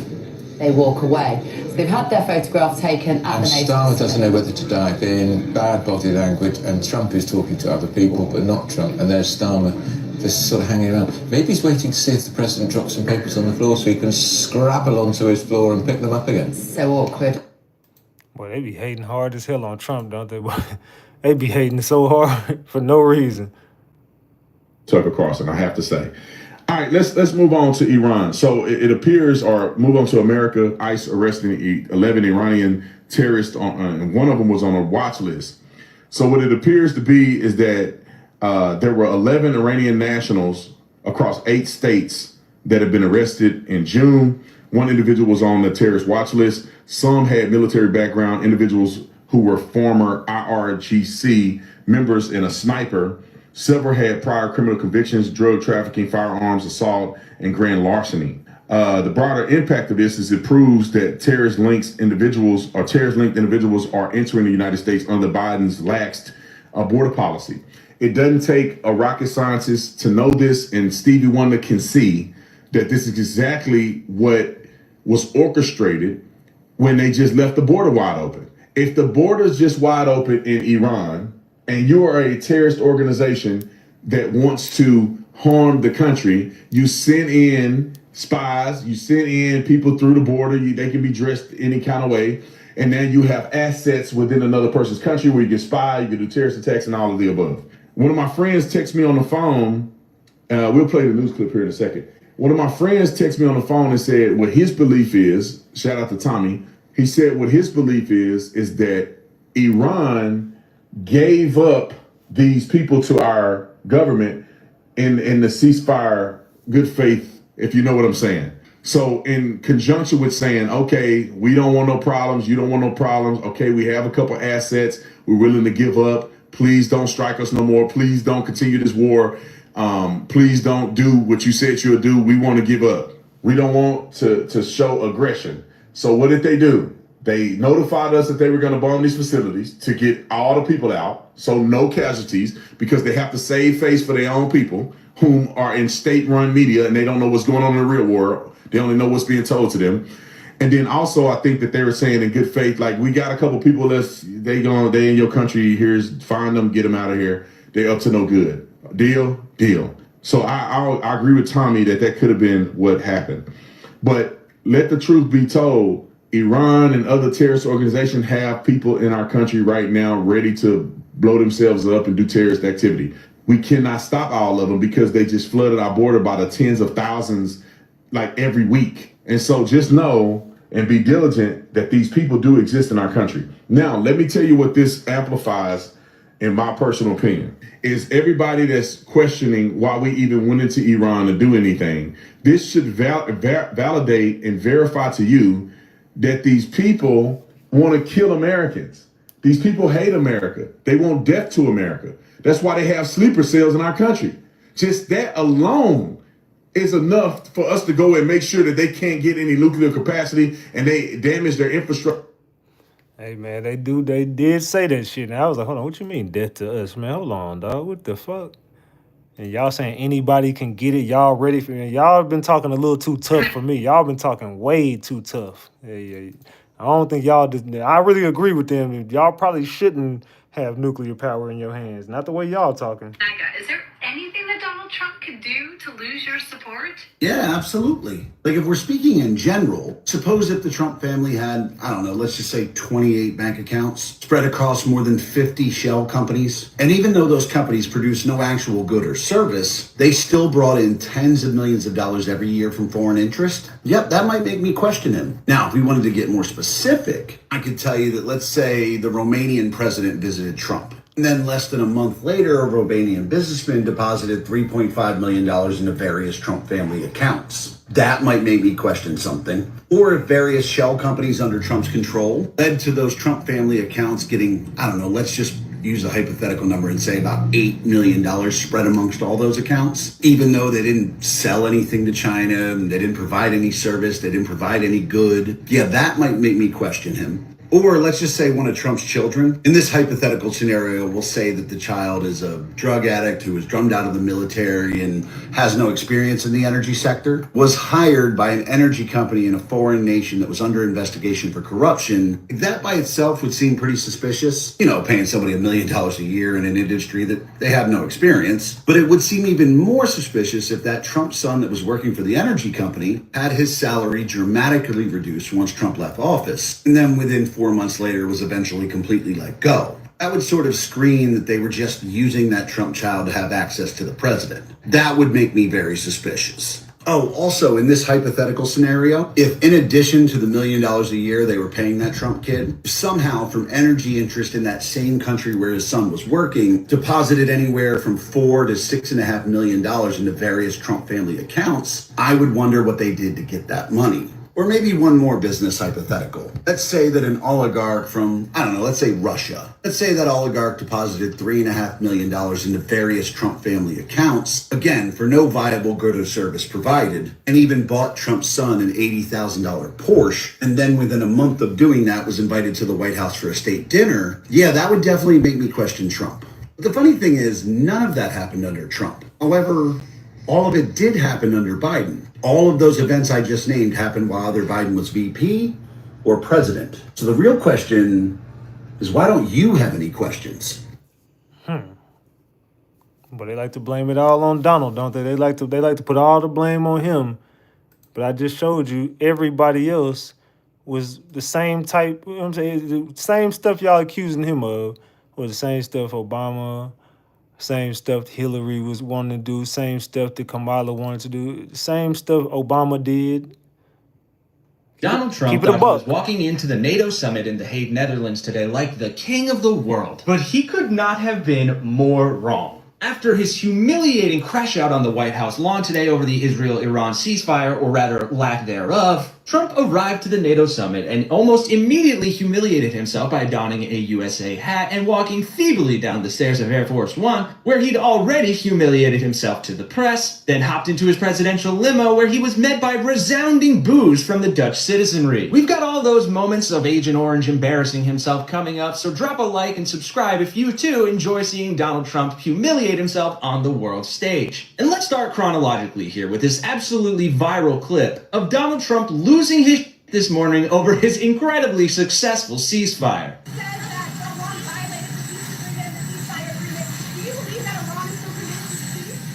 Yeah, I do. They violated, but Israel violated it too. Israel, as soon as we made the deal, they came out and they dropped a load of bombs, the likes of which I'd never seen before. The biggest load that we've seen. I'm not happy with Israel. You know, when I say, okay, now you have 12 hours, you don't go out in the first hour and just drop everything you have on them. So I'm not happy with them. I'm not happy with Iran either. But I'm really unhappy if Israel's going out this morning because of one rocket that didn't land, that was shot, perhaps by mistake, that didn't land. I'm not happy about that. You know what?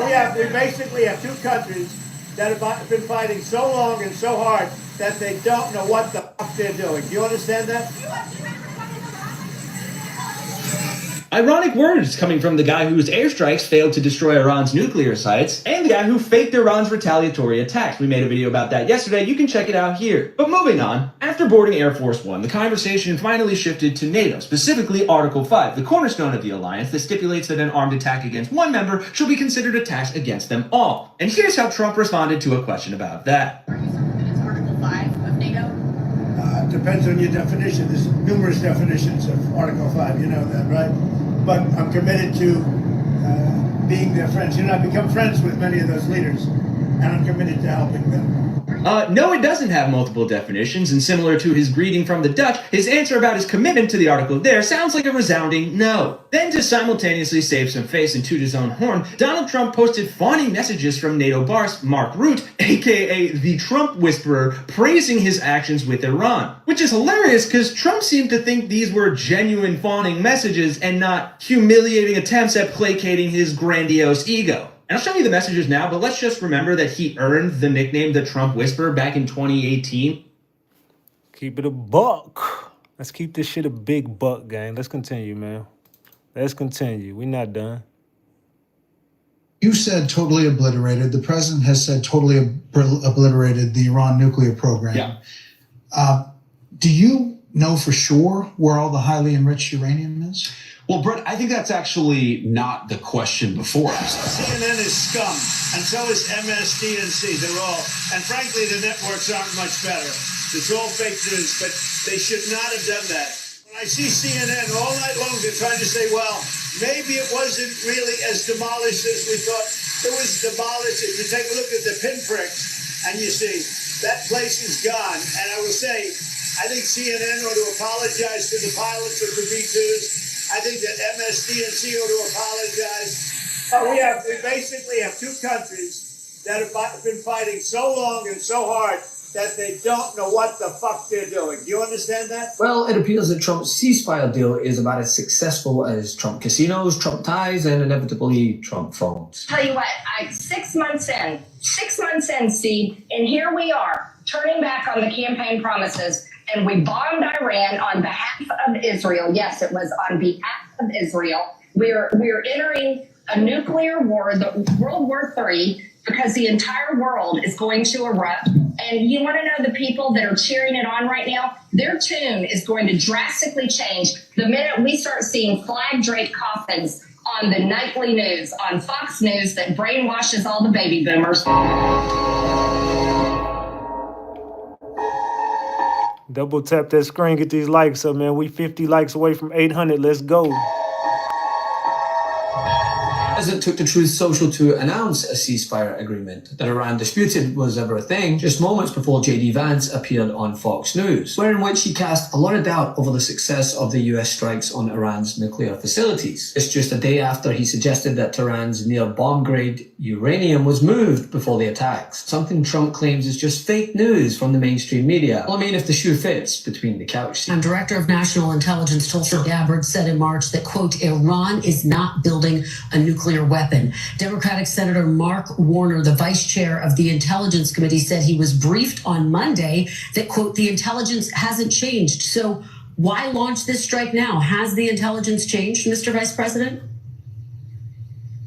Well, a couple of things about that, Kristen. So what Tulsi said back in March is that Iran was producing highly enriched uranium that was only consistent with them wanting to build a nuclear weapon. There's, of course, an open question about whether they were weeks away, whether they were months away, but they were way too close to a nuclear weapon for the comfort of the president of the United States, which is why he took this action. Now, there's another element. Israeli sources were quoted saying that Iran moved as much as 880 pounds of uranium enriched to 60% purity from a secure nuclear storage plant. However, most of Trump's chief propagandists, like Yeah, they don't want to talk about the fact that they probably moved all that shit before we got there, because we probably warned them before we got there, just like they warned us before they got here. Look, I ain't dumb, bro. I see what's going on. They playing games with us, man. Okay. If there was ever a testament and a glimpse into the stress, into a presidency, take a step back and consider this. Trump has legal battles in nearly every blue state, not to mention the $500 million he spent personally to defend himself over a bunch of cases that were just let go after he won the election, trying to wrap up foreign wars, international trade deals, and the one country you thought you could count on to keep their word after we just went to bat for them turns around and violated the trust that they asked of us. You know, when I say, okay, now you have 12 hours, you don't go out in the first hour and just drop everything you have on them. So I'm not happy with them. I'm not happy with Iran either. But I'm really unhappy if Israel is going out this morning because the one rocket that didn't land, that was shot, perhaps by mistake, that didn't land. I'm not happy about that. We basically have two countries that have been fighting so long and so hard that they don't know what the they're doing. Do you understand that? Someone had to say it. I mean, Trump, naturally is rightfully mad about this. And after Israel asked us to help them with technology they don't have, we did. And about 3 hours ago, Trump also told Netanyahu not to expect any further American offensive military action at all. Good. We put hundreds of planes and thousands of people at risk to solve a problem that they were at much greater risk of having to deal with than us. And they couldn't adhere to a peace deal? Look, I see how Trump feels. He's the big brother. He just broke up a fight between his little brother, Israel, and a bully, Iran. Trump punched the bully, pushes his brother behind him, breaks up the fight, and says, okay, we're done here, guys. Trump's comments shocked the world because no one's ever called out Israel. Look, we're the superpower of the world. We are the beacon of freedom. We are the one everyone calls when they need help. And this is what Trump's anger was about today. And he's probably been up all night dealing with this. We do everything for everybody else. Money, military, diplomacy, trade. We help everyone, even when we got our own problems like $37 trillion in debt here at home. And yet somebody who we considered our greatest ally in the Middle East doesn't want to give us the basic respect of following through with their word. That's not cooperation. This is why Trump is so hard up on tariffs. This is why he's willing to absolutely eviscerate other world leaders on the Twitter machine. And this is why MSNBC might call him abrasive, but I call him my president for that. Because that's exactly what I voted for. The first guy with a spine since Ronald Reagan. And you libs thought he was your worst nightmare before? The fact that he just stopped Iran from having a nuke and some fringe Dems like Al Green and friends?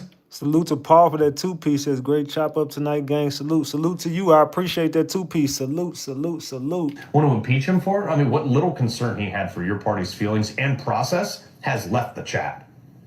But those same people, not a word when Obama bombed the leader of Libya's convoy that led to his capture or death, essentially overthrowing a nation. Look, in the beginning of this tweet, he dropped so many bombs on AOC that she almost needed a binding resolution from NATO to keep her job. He finished by saying, so go ahead, try impeaching me. Again, make my day. Careful, libs. Because up until now, he's actually at least made some effort to get along with some of you, and now he might just run you over. This is the left. Jasmine Crockett, just like classlessly throwing around allegations. Who, by the way, this is probably why she came in last place in the vote to be ranking member on the House Oversight Committee. A leader, if you want to call him that, who has decided that he is going to consistently violate the Constitution, consistently violate all existing laws, And there, so far, has not been a check on him as it relates to the legislative branch. And no one challenged her on this in that press gaggle. Okay, Jasmine, Congresswoman, if you can imagine, she's actually a lawyer who passed the bar. So let's treat her like one, as generous as that may be. Prosecute your case. I mean, like, what law is Trump violating? What part of the Constitution is he violating? Let's get specific here. Don't just throw things out. Are you mad because, you know, he didn't, what did you say again? Holla at you before bombing Iran? Holla at you? He didn't holla at you? Go back in on Monday. You could have hollered at us on Monday. If you truly felt like there was something, like, there is nothing that they will say that will make me believe that this action needed to take place. Oh, you took the weekend off. Trump didn't, and not hollering at you is not a crime. In fact, nothing he has done is a crime. And you want to know how I know that? Because he's the most investigated and prosecuted and probably persecuted man in the history of ever. And nothing stuck. You just don't like him, which is not a crime. But he should actually get a medal for that. But you guys played this game for 4 years, okay? 4 years. And now you have Trump again for another 4 years. Like, we're only like 5 months into this presidency. You guys got a lot of time left. Yeah, you better pace yourself on this energy. Maybe instead of crying about absolutely everything, even John Fetterman noticed that you guys cry about absolutely everything. Just be happy that you've got a guy that's standing up for our country. Unless you're rooting for Iran. You can't win this, Libs, because America is fed up with you Democrats. Your campaigns of hatred and all the other stupid stuff you guys do. Let me give you a free lesson what America wants. America wants a president like you saw this morning. We want somebody who's perfectly imperfect. Somebody who has emotion, who's, after being up all night, dealing with ancient rivalries for the last 2,000 years, gets angry, sometimes drops an F-bomb. Not one real American is offended by this, let's be honest. You can grasp and clutch your pearls over at the Washington Post all you want, but we're facing real problems here, which are going to require real solutions from somebody who's willing to make tough decisions. And to be honest, if he wants to drop a couple more F-bombs in the process, I'm here for it. Because right now, according to ICE, actually since Sunday, they've arrested 11 more Iranian nationals in the U.S. illegally across 8 states, including a former sniper from the Islamic Revolutionary Guard Corps. And what have you guys been doing in light of this? You've been writing about the LA riots, crying about poor innocent illegals getting deported. Well, these are some of the illegals getting deported, these Iranians. This is why you're getting tuned out by most of America, liberals. Because after the energy this morning, Trump's trip to NATO should be lit. Anything like some of his other appearances when he pushed the guy out of the way. We're going to be talking about it tomorrow. It's safe to say he definitely loves Trump. It's definitely safe to say that. Well, he got on her ass, didn't he? Let's continue. It appears that Israel struck them first, violating the order, and then Iran struck back, or whatever the case may be. My first reactions is I felt like what you about to see on this camera right now. Now, I didn't say it, but I felt like what you're about to see on the camera right now.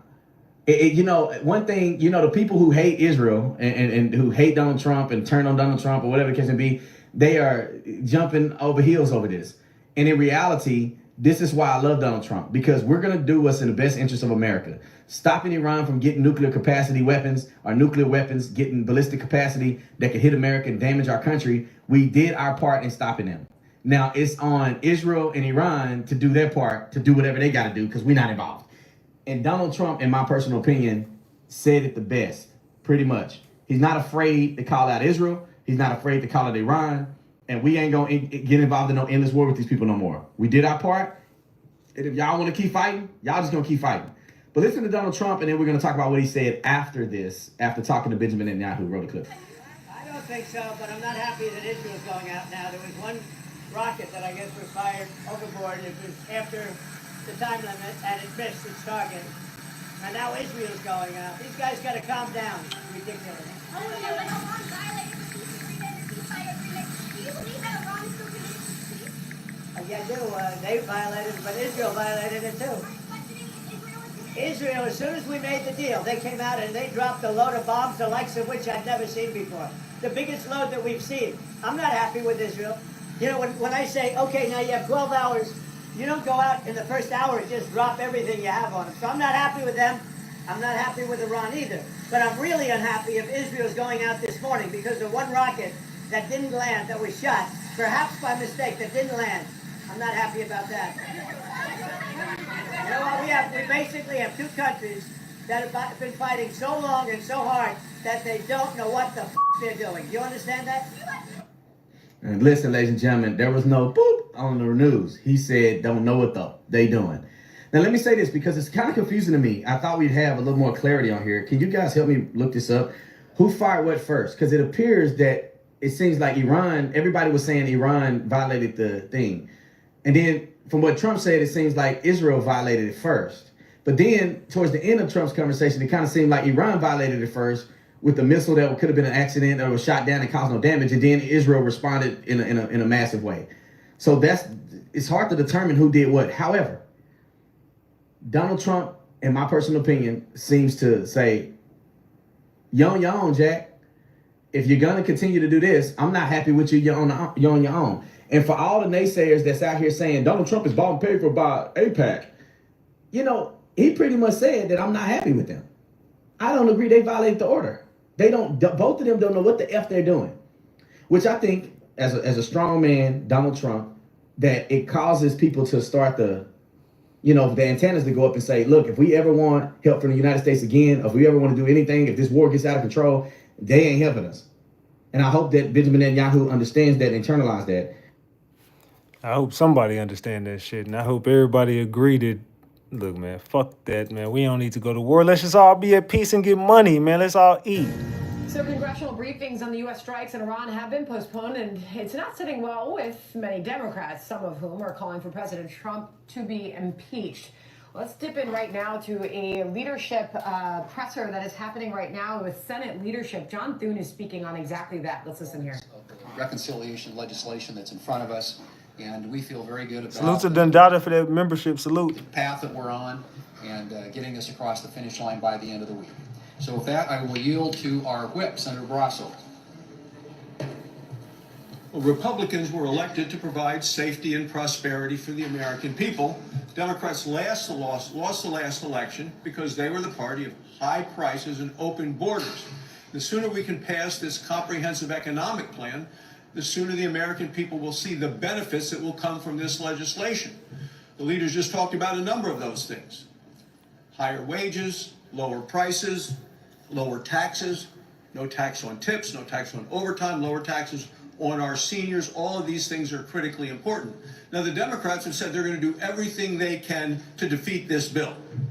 If that happens, the American people will see the largest tax increase in the history of this country. We cannot allow that to happen.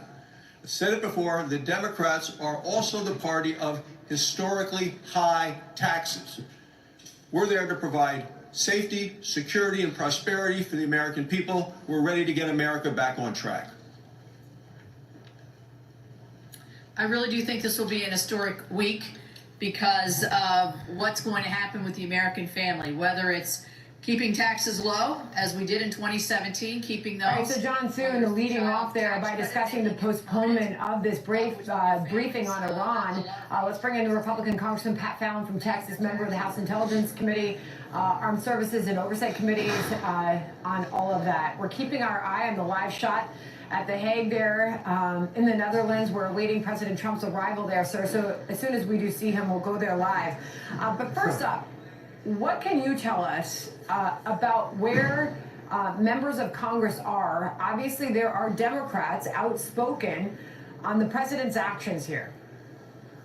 Well, all President Trump did was postpone a briefing, and the thing is, anytime you have a briefing that includes all 435 members of the House, something leaks.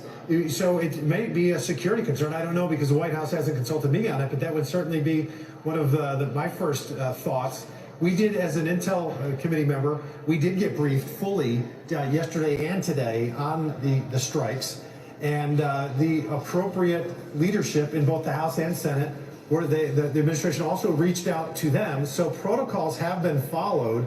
Democrats are just trying to use yet something else to criticize the president. Okay, is there anything that you want to share with us as there are obviously so many questions at this hour and members of Congress wanting answers. Anything you can share with us and our listeners that you learned in that? I would love to, Sandra, I would love to share with you. Unfortunately, I can't.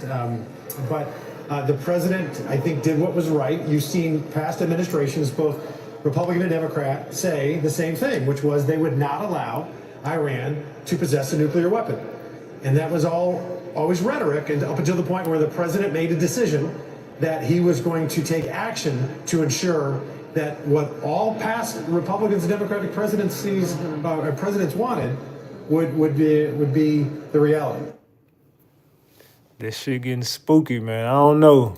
This shit getting a little spooky.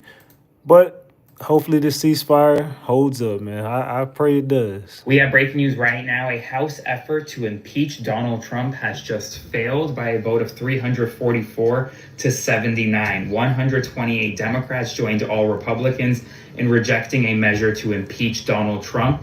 This measure was introduced by Al Green, who is a congressman from Texas. Remember, he's the one who confronted Donald Trump during Trump's joint address to Congress earlier this year. Now, this impeachment article was never going to pass just because Republicans control the House, and for it to pass, some Republicans would have had to vote for impeachment, which none signaled they would do. So this impeachment effort has failed. Now, there's still plenty of criticisms around Trump, and we'll definitely see if there is a renewed effort to impeach Donald Trump potentially if Democrats win the House of Representatives and or the United States Senate come 2026. Spread the word. As always, I'll do a full breakdown on my Substack, linked in bio, so subscribe for free and follow along for all the news you need to know about. More to come. First of all, Trump ain't getting impeached. Let's just call it exactly what it is. Trump ain't going nowhere, man. Y'all can try to do whatever y'all want. Y'all been trying to get rid of this man for how long now, and it ain't worked. I don't think it's gonna work today. What y'all think about tonight's content, man? What y'all thinking about the live, man? I think this is another dope live that we did.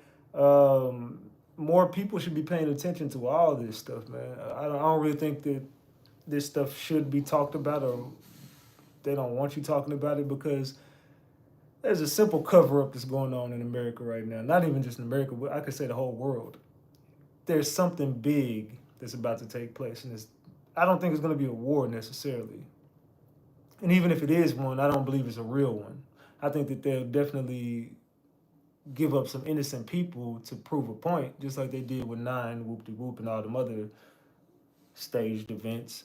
But I think that there's an agenda for everybody to get to the mark of the beast. I think Revelations is about to come into play. And I think you're about to witness a lot of biblical events within the next 15 to 20 years. The next 15 to 20 years is going to be a lot of prophecies fulfilled. There's going to be a lot of things from the Bible that's going to be right here on earth. So it's about time to get into your Bible, man. It's time to get right with Jesus Christ. It's time to get right with God himself. It's time to get right with your Lord and Savior. Because these are the end of times. But not really the end of times. This is the beginning of a new structure. And this structure is, we're entering into the mark of the beast. Mark my words, no pun intended. But we are now entering into the mark of the beast, which will probably be here within the next 5 to 10 years. There's going to be a chaotic event that takes place. There's going to be events that go on all around the world. And then they're going to come back and be like, look, we all need one world order, structure, whatever. Then the dollar's going to fail. Then you're going to have to go crypto, whatever. Y'all just better start researching, man. Invest into some artificial intelligence, because AI is taking over and is probably going to end us all. If I'm being real, AI might come through and wipe out our whole existence. I think that there's nothing we can do, because if you know, like I know, this is what I try to tell people all the time. Who created artificial intelligence? Because we sure as fuck didn't. I ain't talking about America. I'm talking about human beings did not create that shit. It can't even be controlled. You can't even contain it. Excuse me. Who built artificial intelligence? Where did that shit come from? Anybody? Anybody know where artificial intelligence came from? Let's go to ChatGPT and ask them. Let's ask ChatGPT, who created artificial intelligence? Let's ask ChatGPT. Don't I got ChatGPT on my? I believe I do.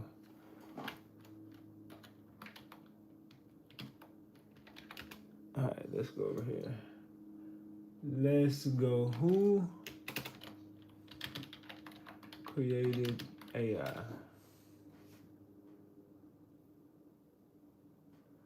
Artificial intelligence, as we know it today, didn't come from a single creator.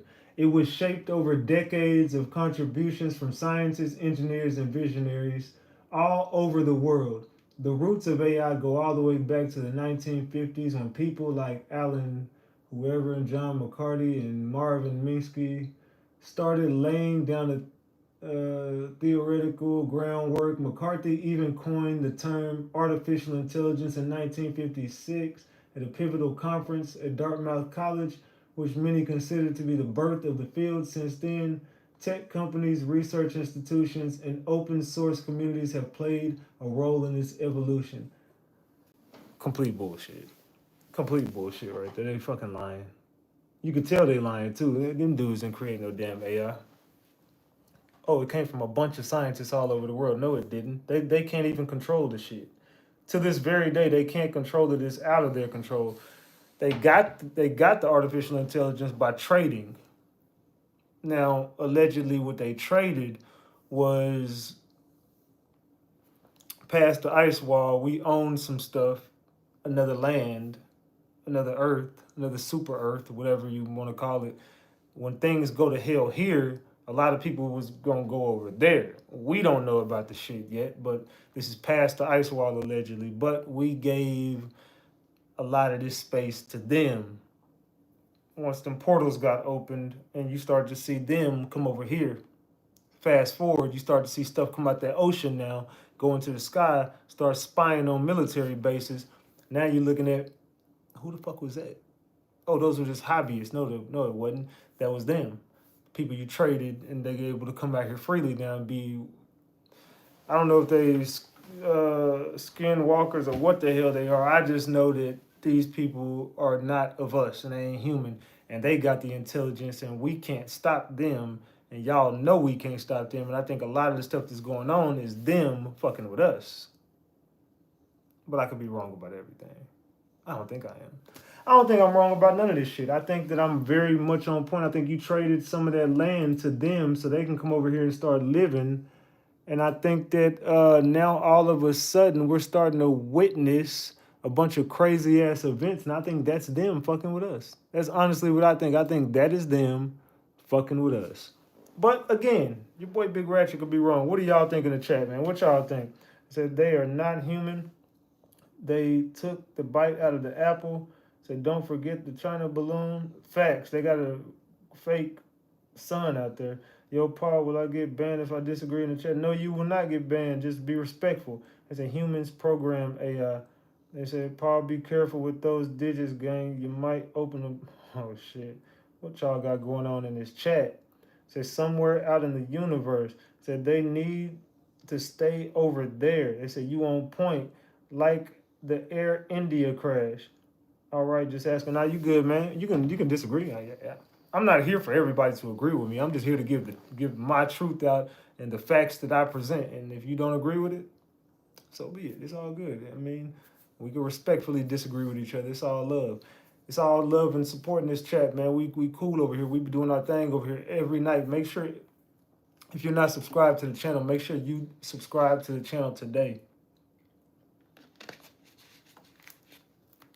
Because we dive into the deepest topics that people are scared to dive into. So, Ratchet Gang, we've been here for about 3 hours. Y'all know this is about time where I'm getting ready to wrap it up. But also, I do want to start doing some more things with the gang. Y'all know, I want to go to my other channels and do it. So I want to start gaming and doing more with y'all so we can kick it throughout the day. We used to do it a lot on Discord, but I just don't really have the time for that shit no more. But I wanted to start doing more with the gang. So if y'all want to start gaming or do anything like that, let me know in the chat, especially when we're done. Comment on it or hit me up on Instagram. We can get together and do some, or y'all just want to watch me. I'm gonna start doing some gaming sometimes on my off days. When I take a day off from YouTube, I'm probably gonna get on one of my other platforms and start streaming like games and kicking it with y'all. You know what I'm saying? We can do stuff together, have some contests, get some money together. I also got my options trading class, stock class, content creating class. I got a bunch of stuff. I'm gonna have a lot more free time here pretty soon. I'm not gonna be on YouTube doing this every day, all day, like I used to back in the day. I want to start getting more money on more of my platforms like TikTok, Instagram. So make sure you follow me on TikTok. Make sure you follow me on Kick, Rumble, everywhere. I'll get with y'all and let y'all know what we're gonna do as a unit. But I definitely want to start doing more gaming and stuff like that. So let me know in the chat, man. So I love Discord. Yeah, I just haven't been on Discord in a while. But we'll get back on there eventually. I just stopped getting on Discord. I haven't had much time. We need 10 people to hit the like button to get to 800 likes. Double tap the screen, everybody. Double tap the screen. I love and appreciate each and every one of y'all for popping up in the chat, showing up, showing out. I appreciate all the love and support y'all give me every night. We almost hit 200 buns, man. We needed $40. $40. That's all love, though. I ain't doing no tripping. Maybe on the next go around, man. It's been a slow month, but it's all good, man. I appreciate what y'all do for me anyway. Needless to say, y'all already know I love y'all. All right, man, all my mods, I appreciate y'all. Salute to all my moderators. I love all my mods. Y'all do a wonderful job every night. I appreciate each and every one of y'all. Salute to my green team, my green members. Can't do it without the green members. I love my green members as well. Salute to the whole chat, man. You know what I'm saying? This your boy Big Ratchet. That's Ratchet Gang, and this is RatchetTV. Hey, y'all ready for my new song to drop? I already know, man. It's coming out pretty soon, man. Heartbreak Season. It's coming out soon. Let's get it, gang. Let's go.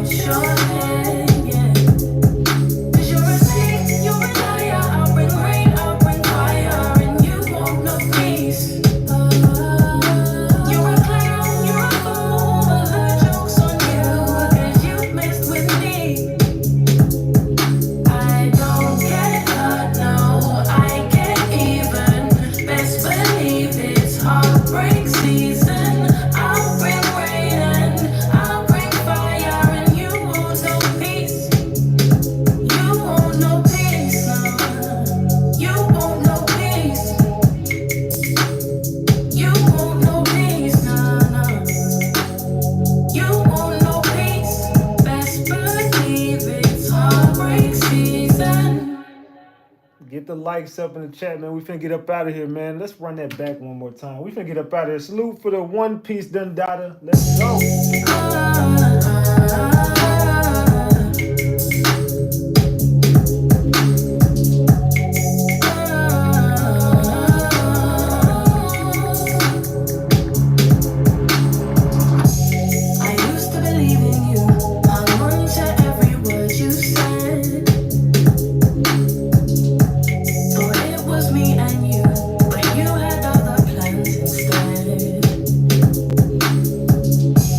You could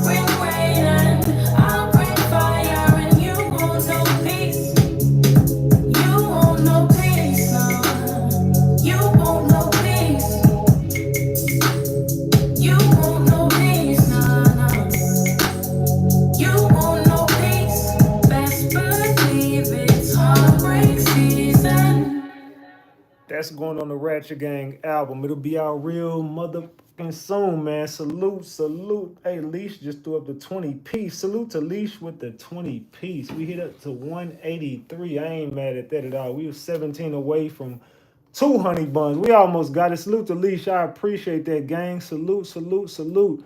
Y'all already know your boy be back tomorrow, man. I'll be back tomorrow. I love y'all. I love y'all. I love y'all. We out, gang.